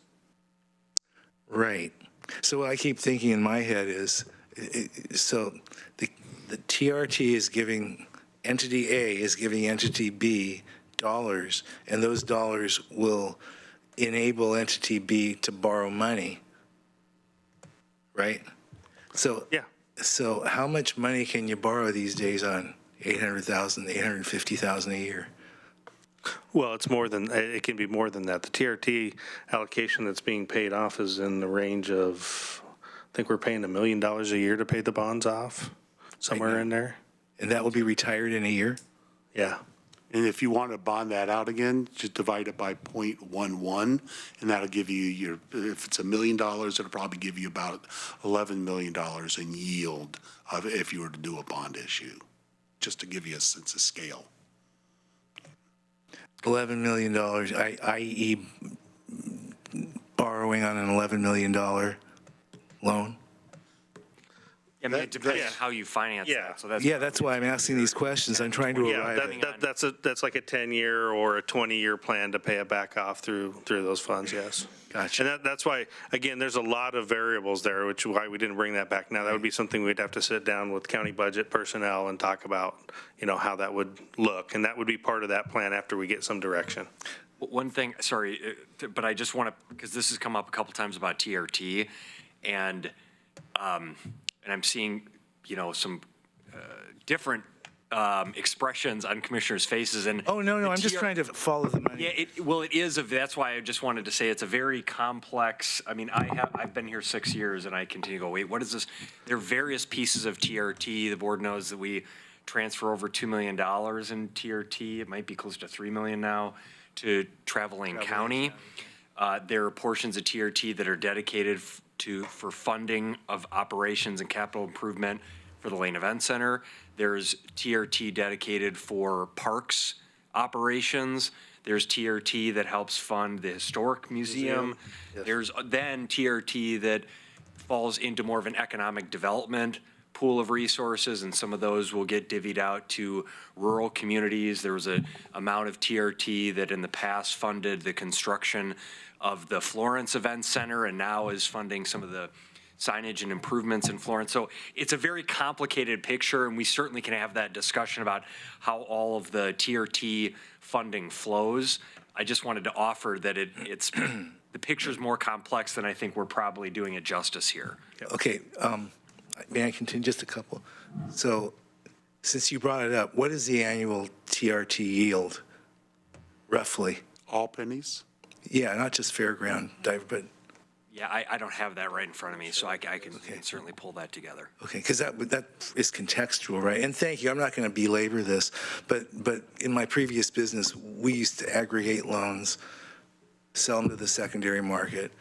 Much of that was bond finance from pension funds. And I'm just trying to get a feel, because I'm looking at, I may be the only one, I'm looking at about, who knows, maybe another year, maybe less, but we are living in a very low interest rate environment right now. And so to me, that suggests that these become very timely decisions given the underlying financing. That's all. Thank you very much.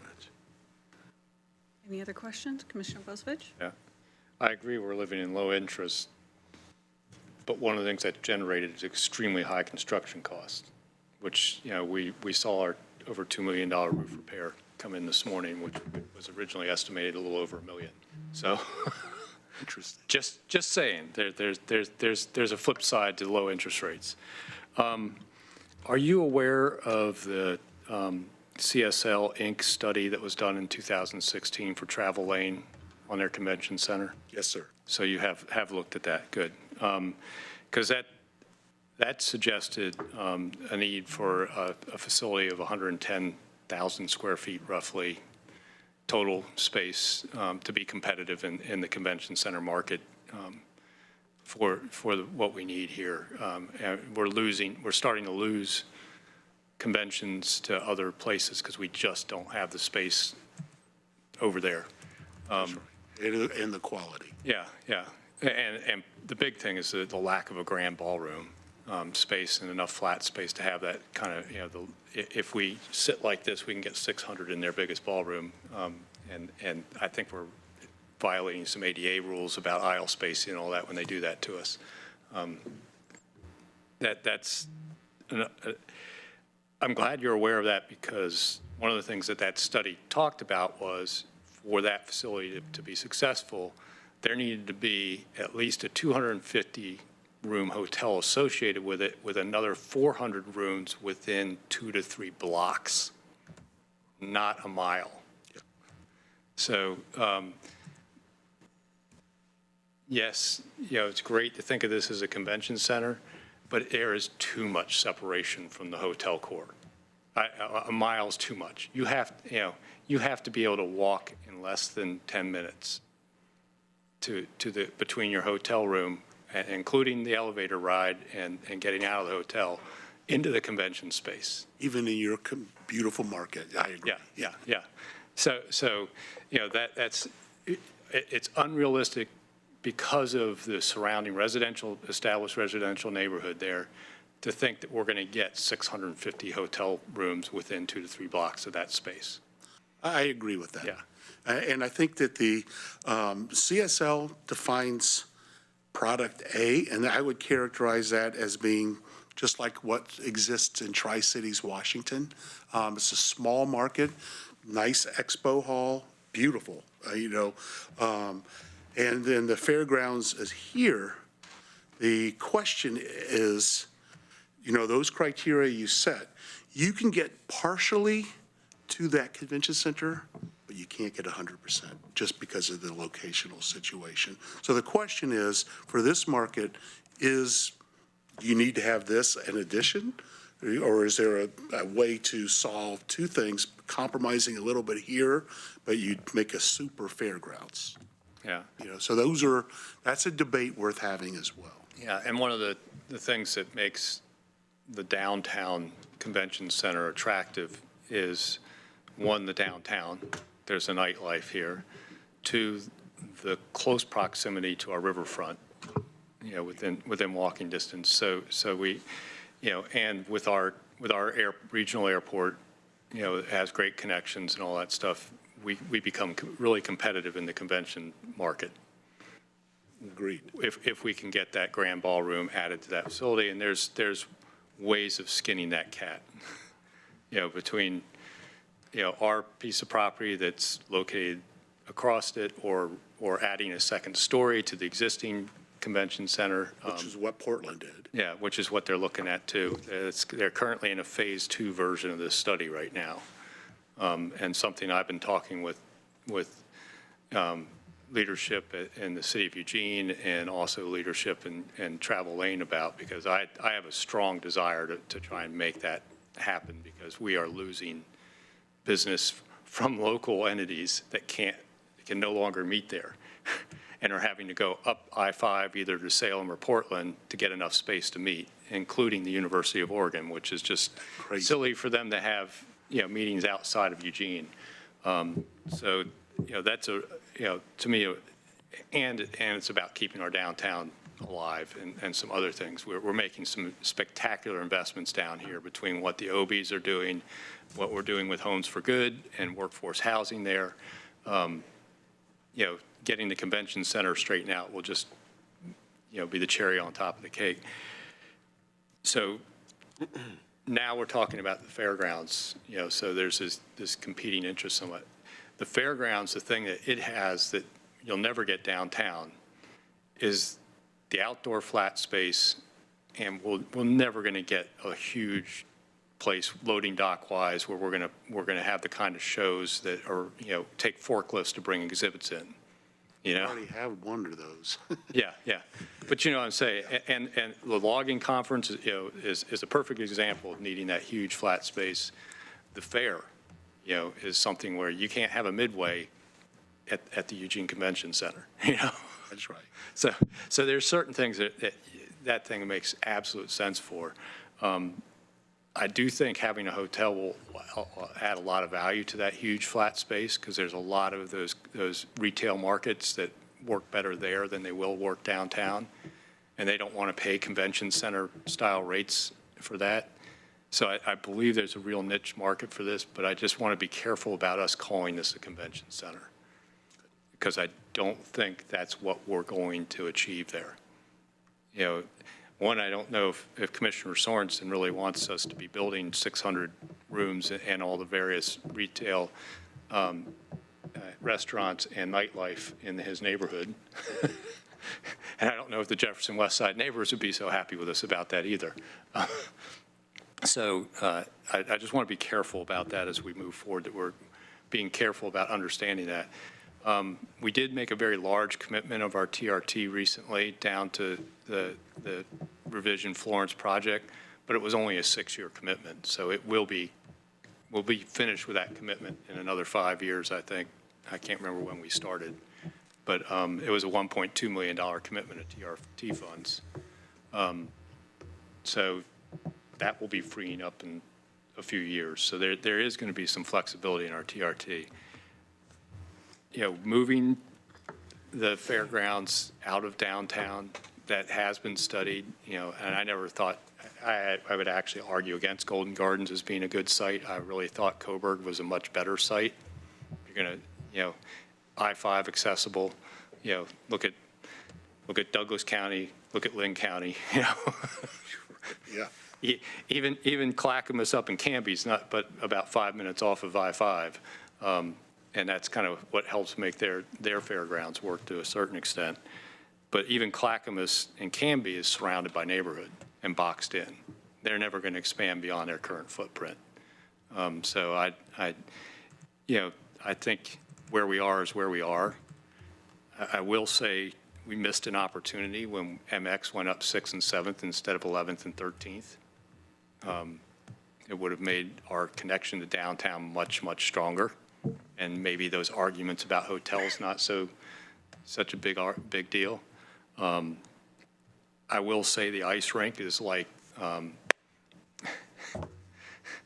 it's one of those issues, it's like animal services, or parks. As soon as you bring up shutting down that ice rink, we will fill this place with everyone that's ever had a kid that skated there. And not to mention, for some reason, it seems like our orthopedic surgeons in this community are all hockey players, which means they're well-heeled ice rink proponents. It creates a demand for their services. Yeah, I don't know. It's really, really strange, some of the people that participate in the adult hockey leagues. But it's, Corey, when I first came on the board, we were in such dire financial straits, and that thing had the frost heave issues and all that stuff. One of the things that happened, though, was the folks that are interested in keeping that open stepped up and took over a lot of those costs and worked themselves to keep that thing afloat. It didn't solve the problem with the permafrost. It's still there. Yeah. And it's still a home field advantage to the Eugene Generals because they know where the ice slopes the wrong way. But I can tell you, if we start talking about our master plan eliminating that ice rink, we will, just to prepare the rest of the commissioners that weren't here, Commissioner Sorensen was, we will fill this place. So just knowing that it has its own constituency that is very vocal. But one of the things we have to be able to do as commissioners is understand when we're hearing from a small, very vocal constituency versus the overall, what's best for overall community benefit. And us being in the ice rink business may not be the best place we should be. So, I hope you can stay a little bit longer because we have several people in the queue here for a lot more feedback, I think. So Commissioner Farr, you were next. Thank you, Chair Buck. I fly tomorrow. And, I want to thank the board also for continuing to have faith in me as a member of the Fair Board. I enjoy the work. I look forward to the detailed work that the Fair Board does and the other work that I do beyond sitting at the table right here. he's also our travel lane board member, so there's the connection between the two. So there's a balance going on there, but, and this is a wonderful document. I actually printed it so I can carry it with me and read it as we move forward. And it's a long-term document. The master plan for the fairgrounds is a long-term plan. A great deal of investment that's going to be involved no matter what we do with the fairgrounds, no matter what advice or direction you get from the Board of County Commissioners, Corey, regarding moving forward with the master plan, which brings up the point that really is important today. And that is, we do have short-term needs. We have a window that's going to close very, very soon on housing. We're considering a part of the fairgrounds potentially for a 22-bed supportive housing facility. And that window is closing, I believe, in less than 3 weeks. So it's a decision that we have to make. And so I'm going to turn to Mr. Mokrzycki right now to see if you can give an update on what is happening regarding the consideration for alternate sites for that for the facility. And I see Jacob Fox is in the audience right now, so he may be able to help us with this. The reason I'm bringing this up right now, this is the window's going to slam close very soon on the funds that are available for us to use to move forward on the supportive housing facility. Ms. Mokrzycki and Mr. Fox, if you have any input. Yeah, Jacob's probably can provide more details on this, but it's we since the work sessions that the board has had with the Fair Board, we've been in active conversations with the City of Eugene, as I reported to the board this morning, looking at a number of sites, alternative sites for a project. The deadline for the state funding program that has been released, I believe, is February 5th, the absolute drop-dead deadline for us to submit and identify a specific location for the project is February 5th.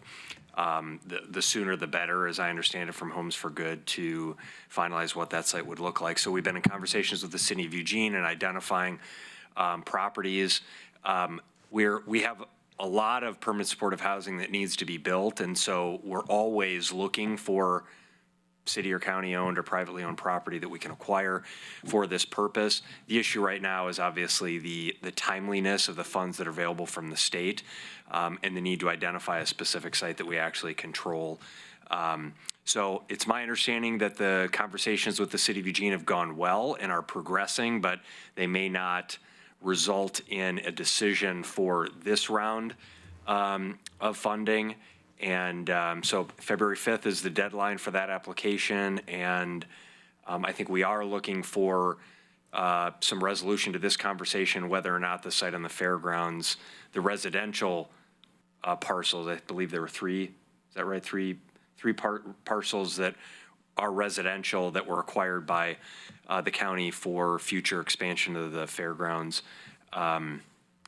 is the property that really is in question for this round of grant funding. I don't know if there's anything else you want to.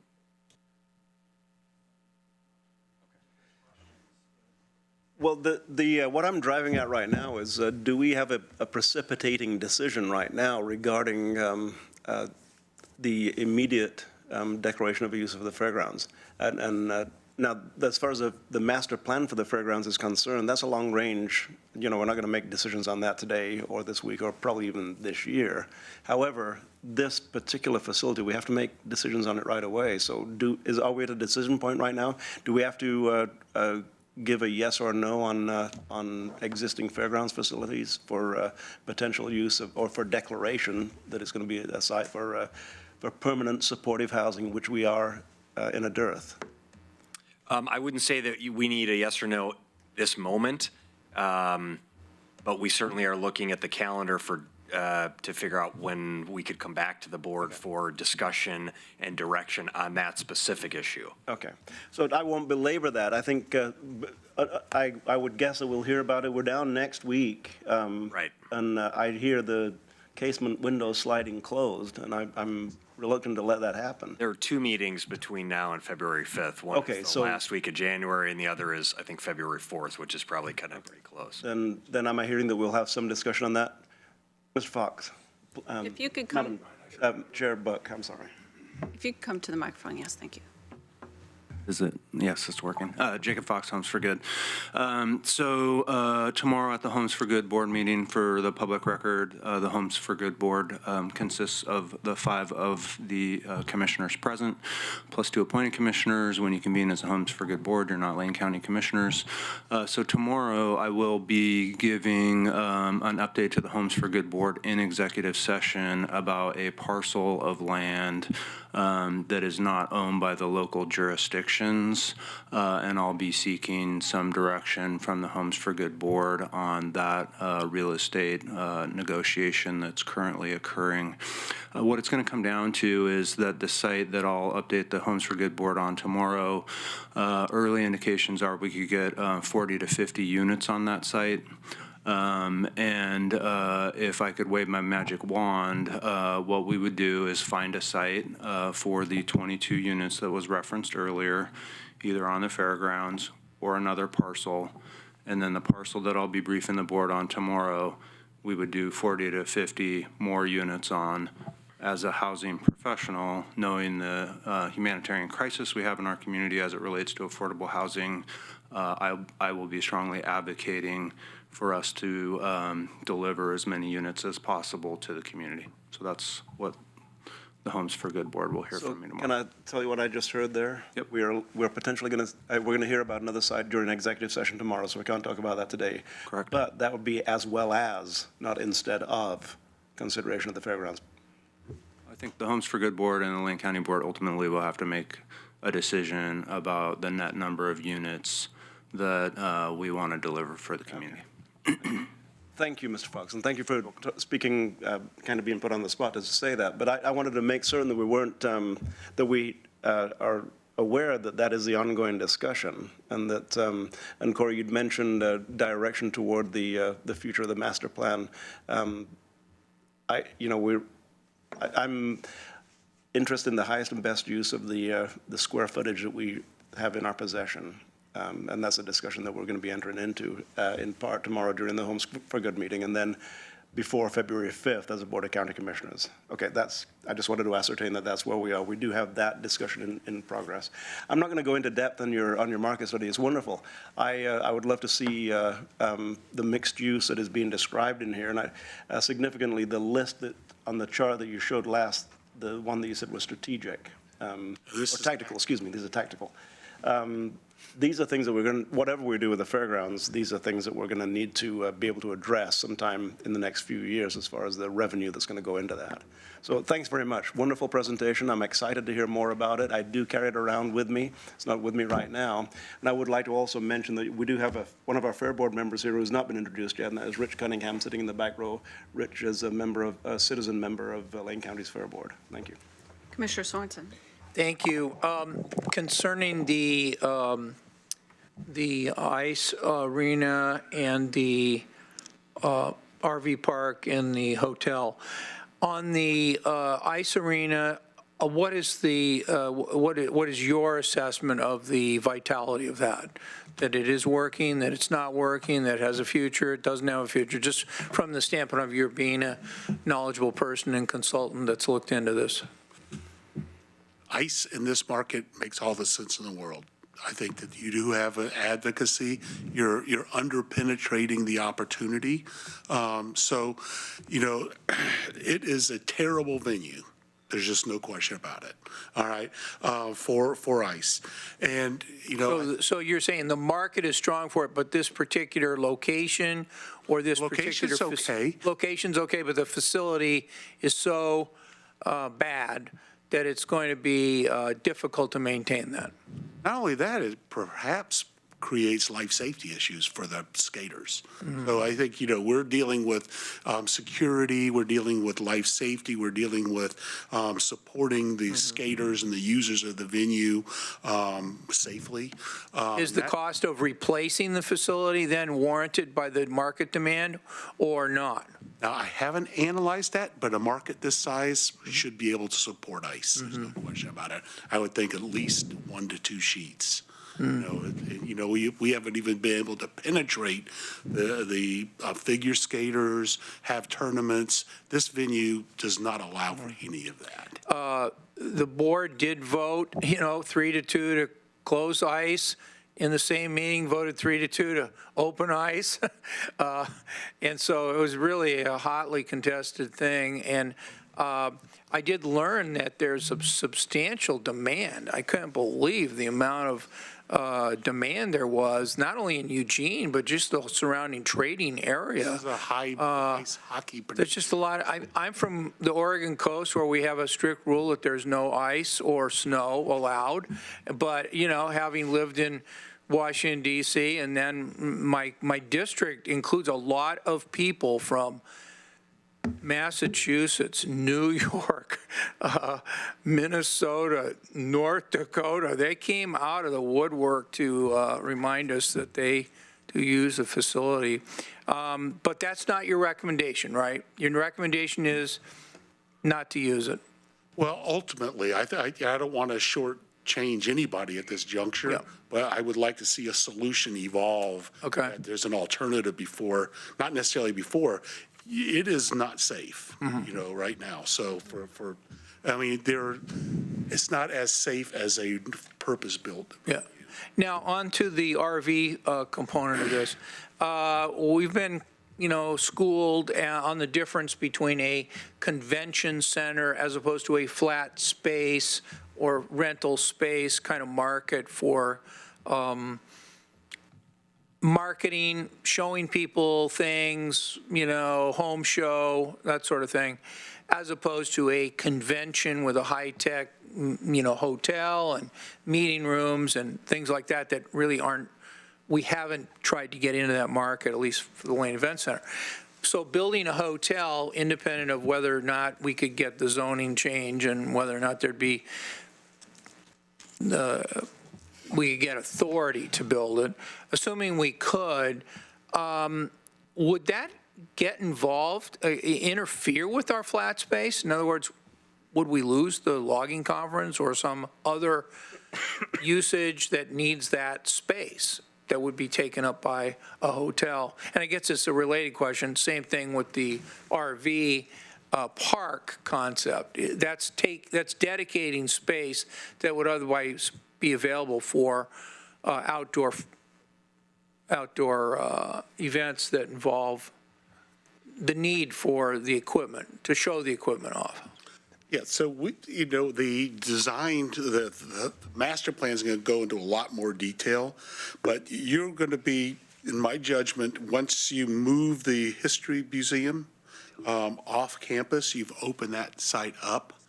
Unless you repurpose those buildings. On 13th?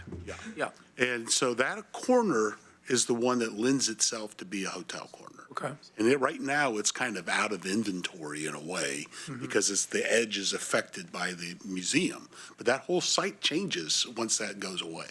Yeah. And we're not sure at this time that it is going away. I mean, that was their original plan. I think their plan has changed, so, there'll be further discussions with them on what their future is. Yeah, okay. So the short answer would be, if the hotel were built in that corner of the 55 acres, that would not affect the vast open space that we see there where the logging conference and other bigger outdoor events are held. No, it would have no impact on the outdoor events or the space available. It would just augment the inside space and the showroom space and the meeting space. I can't see those numbers too well, but 9 is clearly the RV park area. Is 10 also RV, or is that That's parking? just surface parking. Okay, all right. All right. And then one last thing, on relocation, I know that that's not something you've looked at, but I am interested, because we don't get too many, fair consultants from Chicago to come to our board meeting, so I'm just really curious about this. We have looked into it, as Commissioner Bozovich mentioned a long time ago, the idea of relocating the fairgrounds from not the urban core of Eugene, but to a more rural setting. And Clark County, Washington did that. They had their fairgrounds downtown. They then moved to a interstate freeway accessible location outside of town. The premise being, well, it's lower price. We have a low occupancy, 10 to 20%. That low occupancy with lower priced land isn't that big of a problem. It is a big problem in an urban setting.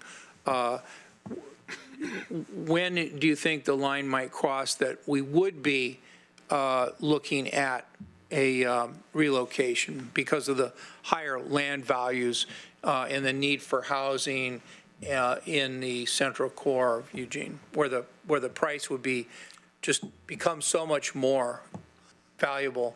That could exist today. You've already experienced the interest in that site.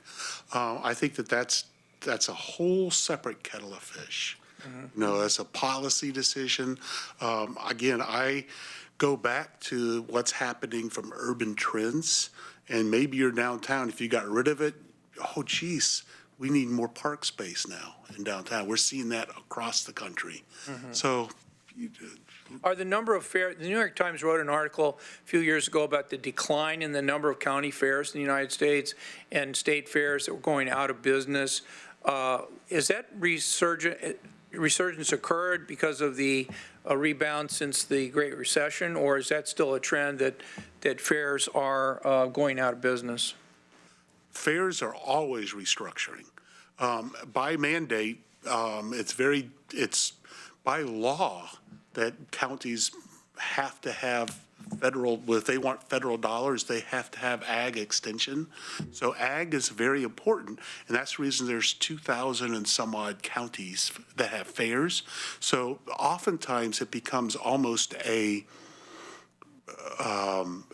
responsibility for the county to put on a fair. All right, they've taken different forms, and some of them have ebbed and flowed, but I've seen, like, the state fair in Michigan was bought by a private sector person, and he runs the state fair. All right, but we have not seen a lot of fairs fold. There are some, but I'd say. Well, you don't work for the ones that fold, right? Well, we have helped do that, not specifically, but we've helped reformat and develop funding plans for fairs. Yeah. But you don't see a trend of, this year, 25 more fairs went out of existence. This is a thing of the past. We're not selling as many horse-drawn plows as we used to, whatever. Yeah, that's exactly right. But kids are still interested in animals. Yep. And I think with, have the 4-H and the FFA, those are strong out here. Yep. And I think, they're strong across the country, believe it or not. We do not see fairs going away. This is not going to be the buggy whip. I would just add one thing in that report, that previous report regarding moving the discussion that the board had. One of the big takeaways, one of the feedback from our current clients and the users of the facility was the ease of attendance based upon location, whether it's walking, biking, bus, you name it, a lot of our clients felt that they would lose their events or their business by moving out of that location. And that was a big takeaway when we had that discussion. I have a few comments, and I know that we have more. I'm just going to plug a couple in quick. And I admittedly wear my housing goggles, but I'm going to turn them up a little bit here for a moment. We have this picture here where you're recommending a semi-truck parking lot, No, I wouldn't call it RV. not an RV park. Okay, whatever you like. But those are semis, I see, but maybe they're smaller vehicles, whatever's loading, unloading, people are traveling to. They're meant to be camping sites for vendors and things like that. So they come in Yes, for I the understand weekend and, they might be in a fifth wheel, they might be in a trailer, they might be. Got it. Those look like semi-trucks, but those actually park behind our building. So what Understood. we would have there is our vendors and our decorators and things like that. They need to stay on site. Understood. So you have vendor trucks, a vendor truck parking lot. I do not think that we have a vendor truck parking lot crisis. We have a community housing crisis. I do not believe that that is the highest and best use of that particular site when we're considering the massive issue we have on our plate that we're dealing with this year, of which our administrator went through earlier this morning. There was on page 11 a quote that says, affordable housing does not generate any revenue to support the LEC and likely to negatively affect attractiveness of the campus, users, visitors, and neighbors. I strongly object to that particular quote. I'm actually offended by that particular remark because here in Lane County, we have some of the very best affordable housing developers in the Northwest. They do. World. Yeah, right. They do wonderful work. And what they build is exceptional housing for people that otherwise couldn't afford housing. If we built something, I know that its attractiveness to our community would be welcome. So I wanted to particularly point that one out. I'm going to tone down my housing goggles just a tad, because those two particular issues got me pretty hot. When we're talking about comparables of our fairgrounds to some of the other fairgrounds, your report acknowledged that many others have already started renovating their particular fairgrounds. I'm sure they've aged as we have. We're at the crossroads that you explained in your report. Yes. My greatest concern of updating our particular fairgrounds is where we're going to find the money. I understand that there's some potential avenues with TRT bonding funding. So thank you for adding that. But if it was bonding money to the public or adding general fund money to the picture, I think we're going to get pretty strong feedback from the community who's strongly looking for us to do more in the housing development department. All but Wheeler Pavilion was considered poor or very poor in condition. So basically, the fairgrounds needs an overhaul to make it what it could be. And different levels of that are what we're discussing today, whether we want to overhaul it to be what it currently remains to be, a smaller park type of setting, or something more substantial like a convention center, a more urban convention center where we know that we would lose our agricultural demonstrations in the town because we'd lose a little bit of space. Maybe I'm wrong there, and you can, I think a little conflation between the. okay. Yeah, I don't think we'd be losing anything in context with the fair and agricultural.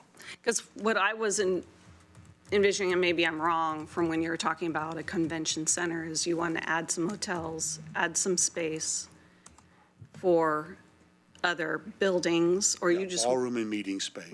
you want to add ballroom and meeting space in that corner, This is the general area where. that's the area where, so all the rest of the hotel would space would be in this remain? area. Okay. Okay.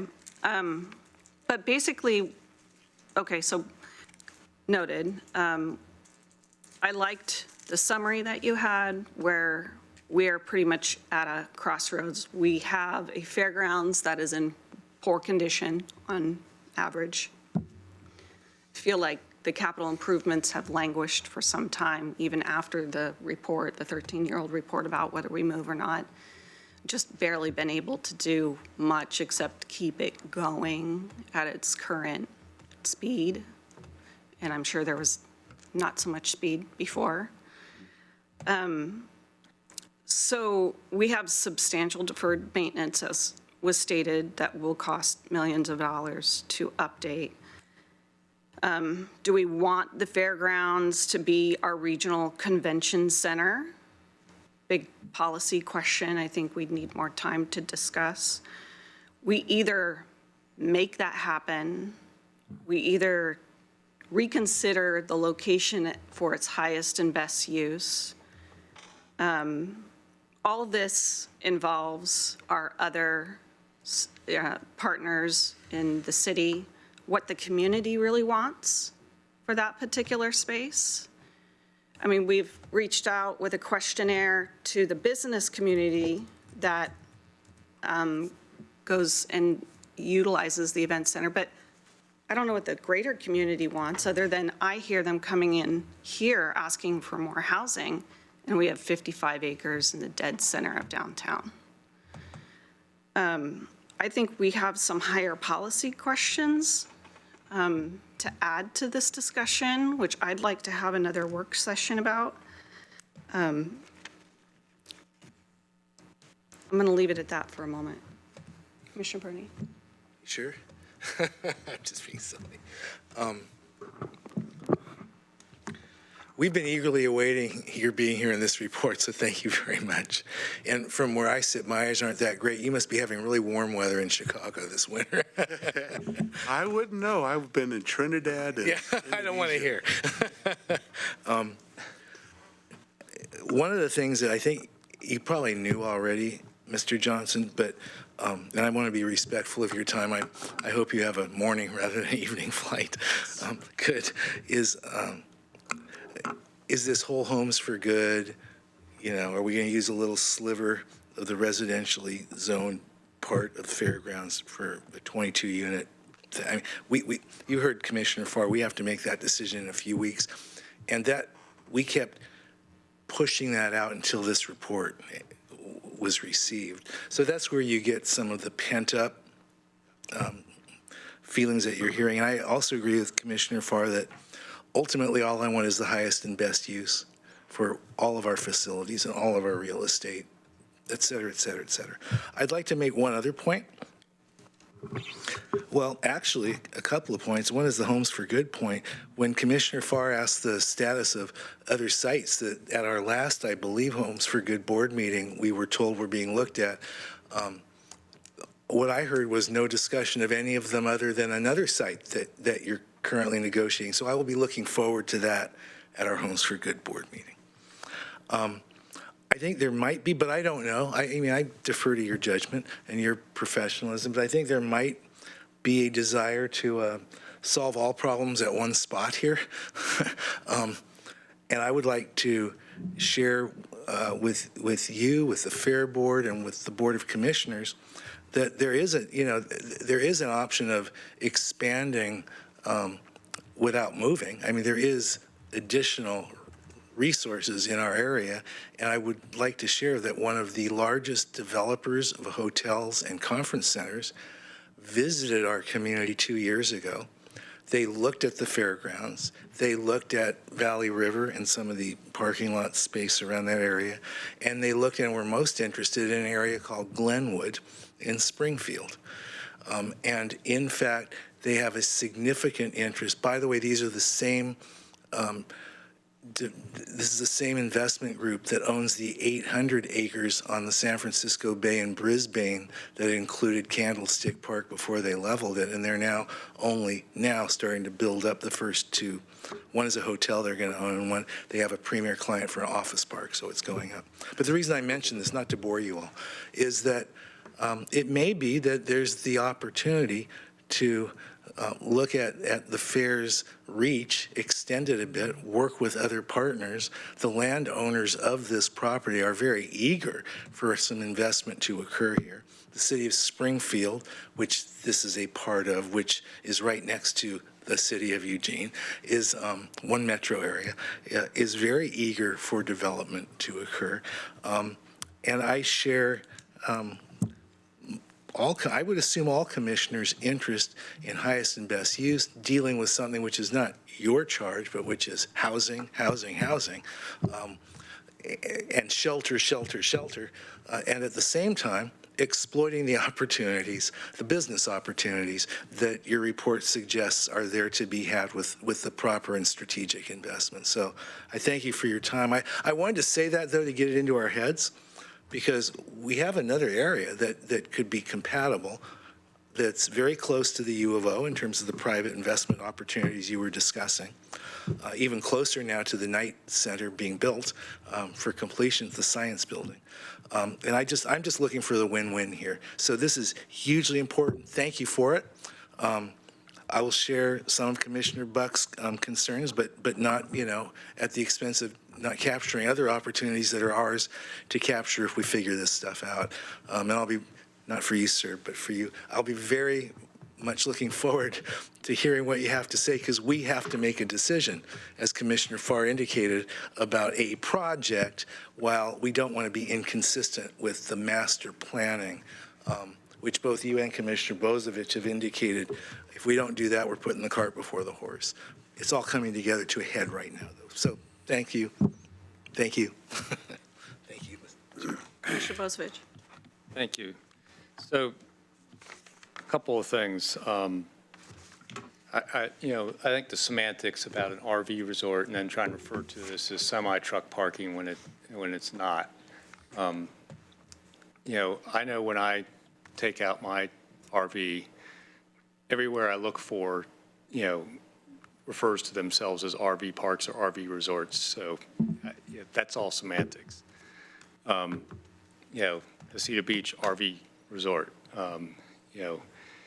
Richardson Park has RV camping. So it's but I understand what you're aiming for there is a place where people can park RVs and get a full hookup overnight camping experience. Right now, the time that is utilized, it's currently being utilized in that way, but I think it's dry camping right now, not full hookup, which boondocking is great for a weekend, but it's not too beyond about, 3 days, it gets a little stinky. So right now, during the fair, it's mostly utilized by 4-H Youth Fair, FFA folks. How many RVs do you put in that area during fair? Just south, so the RVs start 30, 40 feet north of the livestock building and go out about halfway into that northern parking lot. And I think we put about 60, 65 units in there. So that's to support our 4-H. Yeah, those are strictly youth, 4-H, and exhibitor camping. And then in that gap even further north, is that for vendor? Then we have vendor and day parking, as well as VIP parking for the concert area, as well as 4-H youth auction parking during their 4-H youth auction. All right, so during the lead up to fair, the weekend of fair, and probably while you move out, that's a pretty hot spot, that corner. I just wanted to make sure people understood that. And that the majority of the use of that right now, and what that would probably supplement that use, is particularly for the 4-H folks that are there, that have to be there 24/7 because they have large animals usually in the barn. and supporting their kids exhibiting. And I know this board has expressed their support for extension in 4-H in the past. And that's, that's what we're talking about, part of this trade-off, is our ability to support 4-H and youth fair in the future. So the other thing I want to get clear is, isn't part of this site also 500-year floodplain for the Amazon channel? I haven't seen the current map. It's possible. Yeah. Okay. Yeah. So, when you get into thinking that you've got 55 acres available for housing, I just want to make some folks aware of that. How many jobs are associated with the Lane Event Center? I think you guys had an economic study done recently, and you had a. Yeah, we have 600 currently that are created by the spend that is caused by the activity at the fair. Yeah, and do you know what the total economic activity generated through the LEC is? Yes. We estimate at direct and indirect included is about 37 million of throughput, economic throughput caused by that. Right. So, as we start talking about, yes, we have a housing crisis, but we're talking about a facility that generates 600 jobs and $37 million in economic activity annually. That's a pretty important facility, too. And one of the things about 55 acres, because it is bisected by the Amazon Canal, it's not all 55 are extremely useful. That's really not a large fairgrounds for a county of 375,000 people. And if we start thinking about giving away chunks of that 55 acres for a use that will permanently keep it out of the use of a fair, and we're talking about trying to keep the fair modern and lively, I think we need to be really careful about that decision. And I've stated this before, I think we're getting in front of a master plan. We're seeing a sketch right now from one consultant that shows how we might use that northwest corner of the fairgrounds. And I think, the hotel there, while I don't think we're going to have the kind of convention meeting type for, associations that are coming and holding a lot of, breakout sessions and all that stuff, the hotel will benefit all the other events there. Because, when you think about how underutilized things like the Wheeler Pavilion that could be used for as a wedding venue, having a hotel on site is going to make that a spectacular wedding venue, where people won't have to drive to get home, and the out-of-town guests have a place right there. So that, that leveraging that space that's now the historic museum, as a hotel space, I think is a great play. I just don't think we're going to be in the convention, necessarily in the full-blown convention center.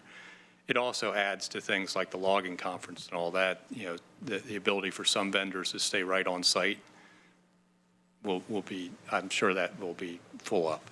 And I'm sure if we have RV parking available that we're with full hookups, that'll be full the whole week of the logging conference too. And all sorts of other events we have there, whether it's the RV show that people might come in one RV hoping to trade that they might leave with another, being able to camp there overnight, to our home shows where we have vendors coming from out of the area. It'll be well utilized, I think, and I think I kind of wish it was in the strategies as to what the impact is. And if I understand your strategies slide, the numbering for the impact from 3 to 8 is a low number, high impact, and a high number, low impact, or lower the number, the better. Yeah, that's what I thought. And it's partly because the either ease or cost of doing things, but I kind of wish we could have put the RV park into that strategy to kind of rank where it puts, because one of the things I think of is it's going to be a fairly easy thing. And it's, if we look at our park system right now, the only place we actually have gross net income in our park system is in our RV campgrounds. They're the only thing that generates net revenue for our parks.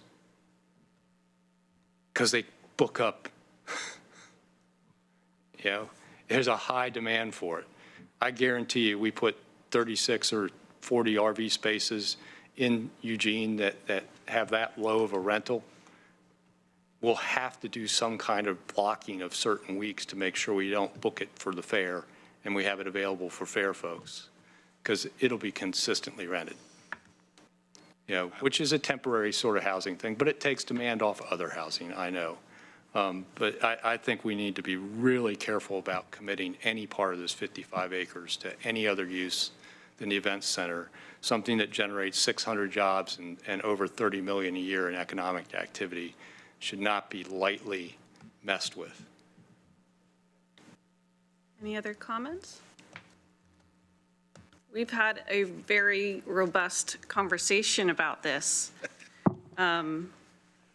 On that last point regarding the RV park, clearly that one's hit a nerve. I've managed them. I think we will have colossally missed the housing point if we don't utilize that at a higher and better use than an RV park personally. But I think that conversation actually is probably lower on the totem pole than the immediate capital needs that you've listed in the original list you've got going here. Have you got what you need from us? I think we've got to start. Yeah, we'll go back and discuss and come up with a plan. I think we'll obviously be coming back for another work session and discussion regarding this. We'll put a game plan together and start working on that. Great. Thank you so much for staying longer than originally put on here. We've come close to the end of our meeting. We have a review of assignments, and we also have other business, right? We have no executive session, but we have one other business from this morning. So, review of assignments. Do you want to handle the commissioner's business and Commissioner Farr's item? I don't have any assignments other than the feedback that we received. Obviously, this discussion, the economic development discussion, I didn't get any assignments. Okay. Unless I missed something. Well, we can come back to that should something come from other business. I'm going to hand it over to Commissioner Farr to discuss other business. Thank you, Madam Chair. You know, while I'm getting my other business queued here, I'm thinking about whether we pick rural residential or F1 for our new fairgrounds facility outside the urban growth boundary. Just that's tongue in cheek. Really?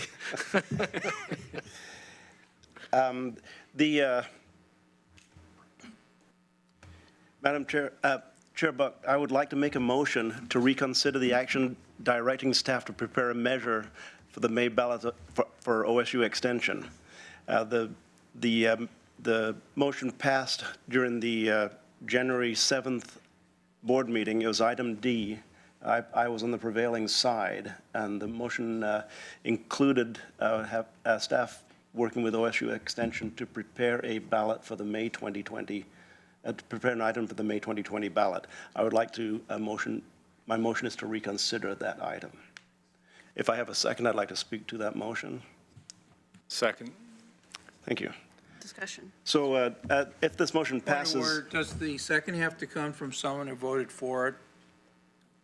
I don't believe so, but do we need to ask him? I'm sorry, I missed what was the motion. The motion is to reconsider item 9D from the January 7th board meeting. Only people voting in the affirmative can bring it up with a motion and a second. Right, that's my understanding, is that someone who voted in the affirmative would need to ask for reconsideration.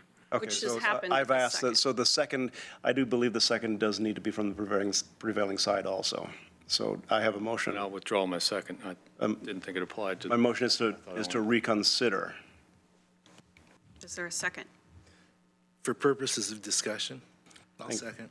Thank you. And then I will add to the motion, in reconsidering this, we don't overturn the motion. We just have a discussion whether or not we want to make a different motion to substitute for the motion that's already been made. And if we do, before we vote on the motion to reconsider, My reasoning is that it's not based on staff load, although it does place a load of work on the staff. It really is based more on county-wide measures and once again, the windows that we have for county-wide measures. The window that we have for the OSU extension could be addressed as late as the November 2021 ballot. A subsequent motion may include directing staff to move something toward the May 2021 ballot, which would give another window should it fail in May 2021. Now, that being said, the measure passed by such a high margin last time, countywide, that I have a great deal of confidence that it would pass whenever we put it on the ballot. Now, the window that we have to consider is the window that will close very soon, prior to May 2021, regarding another countywide ballot for a courthouse. And my concern is that having two countywide ballots on the same, two countywide measures on the same ballot or on subsequent ballots might dilute the interest in what is a larger and more significant ballot item that we're going to be putting forward, which will be the courthouse. That's my reasoning for bringing the motion to reconsider. Any discussion? Commissioner Berney. I'm sorry, I started talking, I apologize. Was this is directed to Commissioner Farr, whose motion I seconded. Was this something that you hadn't thought of at the time? Because I remember you were so strongly for this. You know, if my discussion that I directed to OSU Extension was that I'd like to support this, but we have considerations, and I believe we're going to be looking at it next year instead. I seconded Commissioner Sorensen's motion really for purposes of discussion primarily, and being the second, I voted in favor of the motion. It was something that I hadn't considered as much as I have over the course of the last week regarding the impact of two county-wide measures, one large, one small, one Saturn and one of its tiny moons. But the effect that might have on a what is probably a little bit of a testy audience, the county-wide voters. Any other discussion?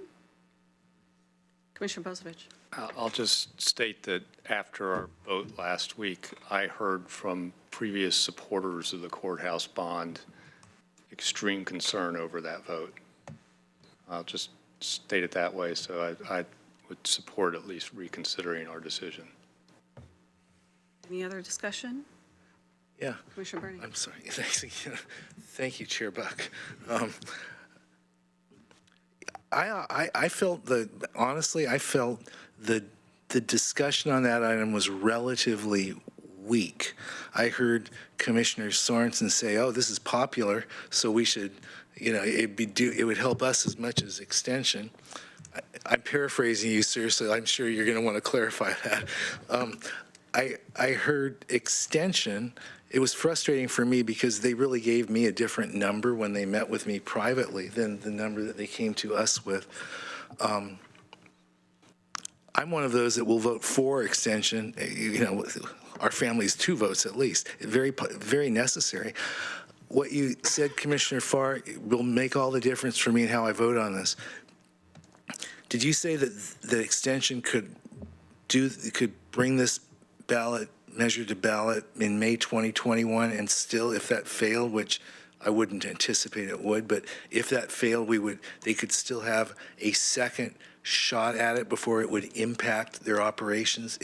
Is that correct? And that's what I've been told. In terms of the actual timing, yes. However, that being said, it's not real practical. If it fails in May, it wouldn't really be practical to go back in November, even though the timing would allow for that. But the other part of that is I have a high degree of confidence that it would not fail in May because of the size of it. Any other discussion? I'll just add to that discussion a little bit, which is it's been some time since we already gave them the go, and there's only so much time left to actually make it onto the ballot for May. My concern is if we change our mind now I think that will impact the relationship that we have with our partners at the Extension Service. And I hate to see that happen. They've already worked on it. Our staff has most likely already started working on it. So I have concern with saying go, and they go as fast as they can to get this thing done. And we turn around and say, ooh, sorry, we changed our mind. For me, that's, I wouldn't want to treat our partners that way. So for me, for that reason, I'll vote no on reconsideration. Any other discussion? No, you didn't. Commissioner Bernie? I'm going to request Mr. Mokrahysky on a staff level, do you have any input we should consider as we're revisiting this? Because it is awkward, but nonetheless, I'd like all the information. I mean, what I would tell you is that we've been trying to really promote focus and attention to the things that the board has identified as its strategic priorities. You just adopted a strategic plan that has a number of initiatives. You've given us direction to move forward on the courthouse measure. I don't think it's an all or nothing that you can't do both, but the reality is that while we're trying to request OSU Extension to do as much of the work as possible, there is work that our staff has to do to review, because ultimately it's a board. You're putting this on the ballot, not OSU Extension. So your staff, your legal staff, your finance staff, your legislative affairs staff, all have to review. So there's a staff component. We can do it.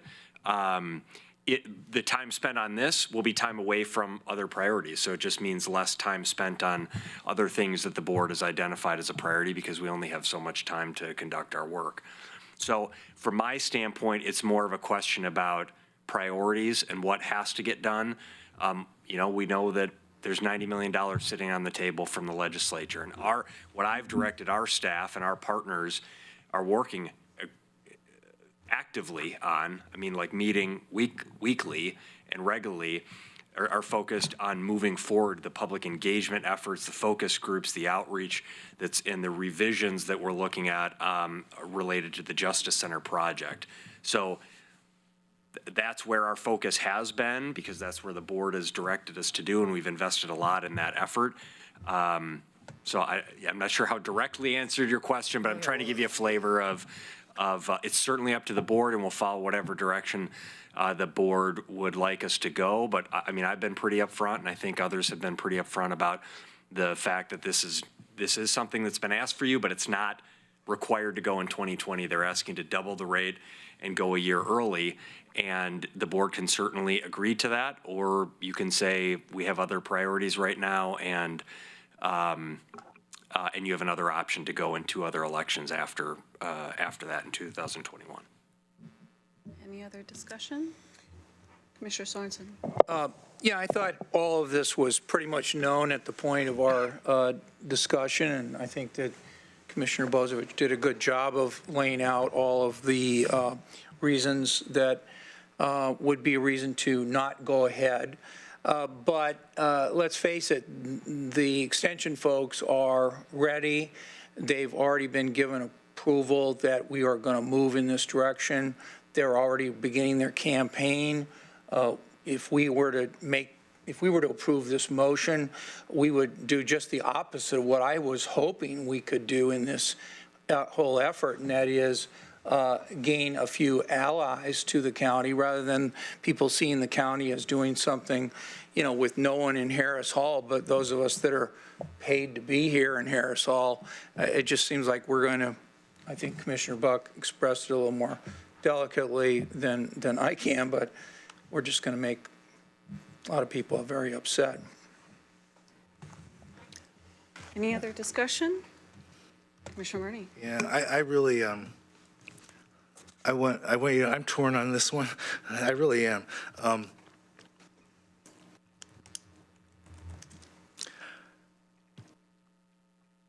A reminder, this is just for reconsideration. If we vote yes to reconsider, we go back to the original motion. And have a discussion on And have a that. discussion at that time.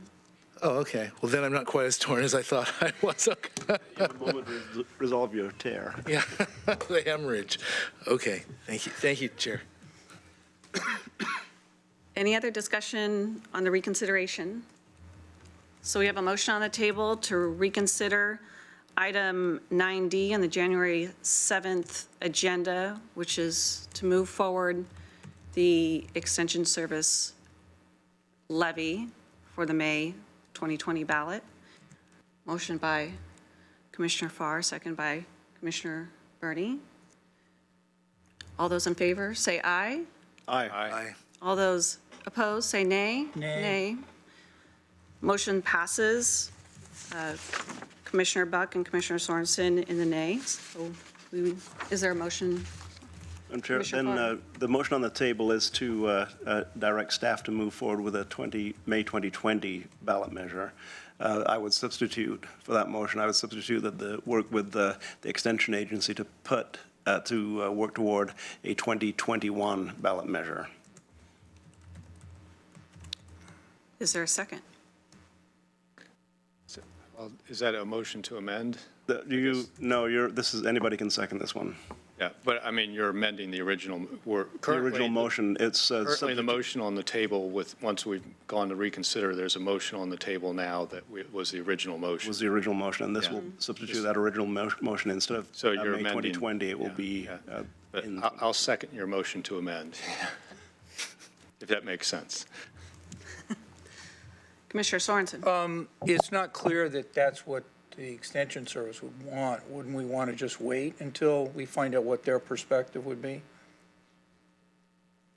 I'll answer that. The staff recommendation was to do nothing. I think it was one of the two options that were presented by Mr. Kyla was one, do nothing, or two, prepare a 2020 ballot item. So. Yeah, I'm not disagreeing. I think you're correct. Doing nothing is what staff was recommending. Yeah, I'm not disagreeing with your representation of what staff wanted. I'm pointing out that if we're going to put something on the ballot that deals with the extension service, we should have discussions with the extension service rather than just with staff's recommendation that we not move anything on the May ballot, which is now the position of the board, that we won't be putting anything on the May. That's not the position of the board. Well, that's the We haven't effect. voted on this yet, have we? That's No, the, That was the prior position. yeah, the prior position. Okay, I apologize. Yeah, the prior position. So my view is we should, if we're not going to put it on the May ballot, we should at least talk with Extension about when they would like it on the ballot. So a Noting that- reconsideration of the vote would be to vote down the amendment and then just re-vote on the original motion. Right, because the motion on the floor is the amendment to the original. Was seconded. Yep, by Commissioner Farr and seconded by Commissioner Bozievich. More discussion? Commissioner Burney? I wanted to discuss, I appreciate the perspective. My hemorrhaging has temporarily stopped, and ultimately, I feel that were this the first time we voted on it, as we did last week, I would have changed my vote, and I would have voted no on this early of a ballot measure referral. But I'm acutely aware that there's no one here from Extension. It would be extremely unaccountable and in bad faith. And so even though I'm sympathetic to the direction this is going, that's going to be where I stand, and the rest of my votes will convey that. Any other discussion? Commissioner Bozievich? So I appreciate Commissioner Farr's amendment, actually, because I think it does show that we want to have them have something on the ballot. We just want them to wait until next year. So we're supporting them, just changing the timing and still directing staff to help them place that on the ballot. I think as they have, we've been partners with them in putting the first ballot measure on, and our relationship with Extension, I think they will understand that there is long-term strategic issues around the decision to delay them a year. And I think, even though they're not here, I looked at them before in the eye and voted against placing it on this year's ballot because of that concern. It is, excuse me, unfortunate that one of the things about a motion to reconsider is you have to wait till the next official meeting to make it. So unfortunately, there can't be people in the room and all. And at the same time, there's also issues about us communicating outside of the public venue. So, Commissioner Farr's plan to make a motion to reconsider, he couldn't go and talk to the board and all that about in advance. So we weren't able to communicate out and say, oh, by the way, extension folks, you might want to be here today or something.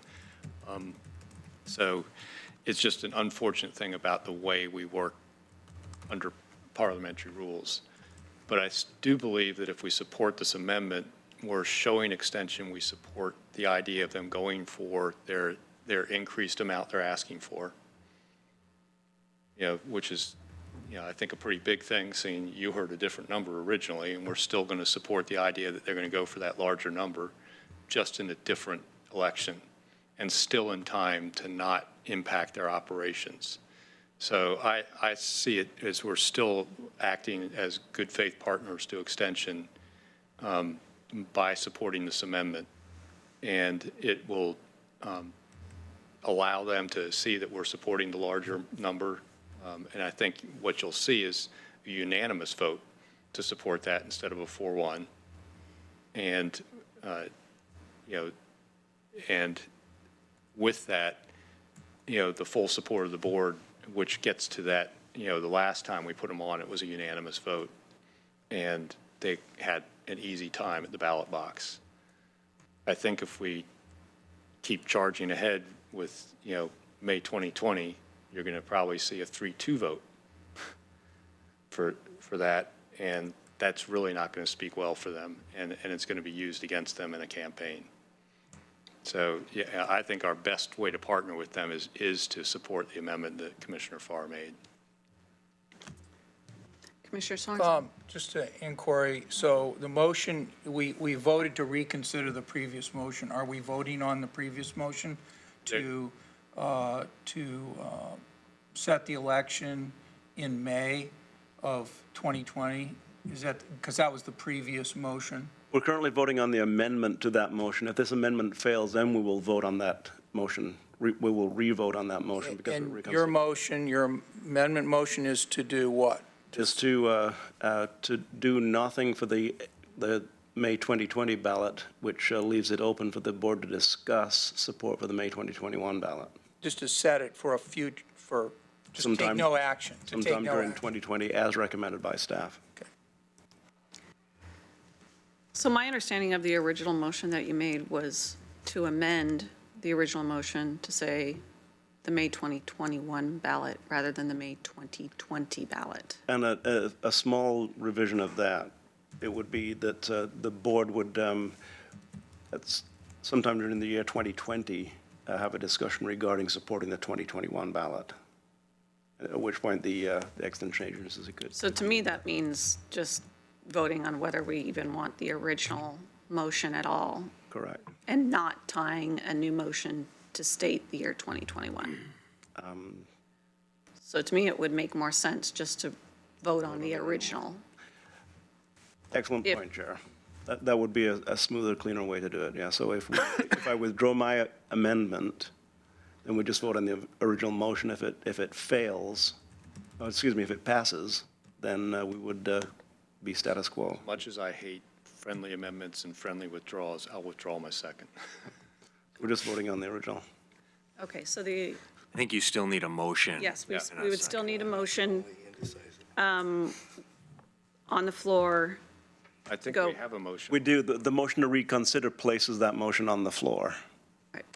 So the The original motion and the 9D original motion, yeah. The original motion directs maker and staff second to are, place the ballot measure on the May 2020 This- for the 2.3. All right, so do we need somebody to state that original motion? I'll do that. My original motion was to direct staff to work with the Extension Service to place a measure before the Lane County voters in May 2020 on funding the extension. That was the motion. I think That is the motion that's on the table right now. rate was what, 2.8? And second, is there a second to that original? I seconded that original motion, which still stands. as I Okay. said. So we're back to the original motion of putting the Extension Service levy on the May 2020 ballot. Any discussion? May I? Yes, Commissioner Bernie. This is being spoken to somewhere out there where there are extension people listening. I am going to vote to honor the past vote, even though I would not have voted that way in the past, but we can't revisit. However, I think Commissioner Bozovich makes an excellent point, and this is something I think they should consider, which is we may end up, I'm speculating, on a 3-2 vote on this particular motion, in which case I think it behooves Extension to determine whether they're comfortable with that or whether they want to move forward with more time later with a 5-0 commissioner vote. And this gives them more control over their fate and does not allow us to usurp a previous decision. Any other discussion? Commissioner Farr?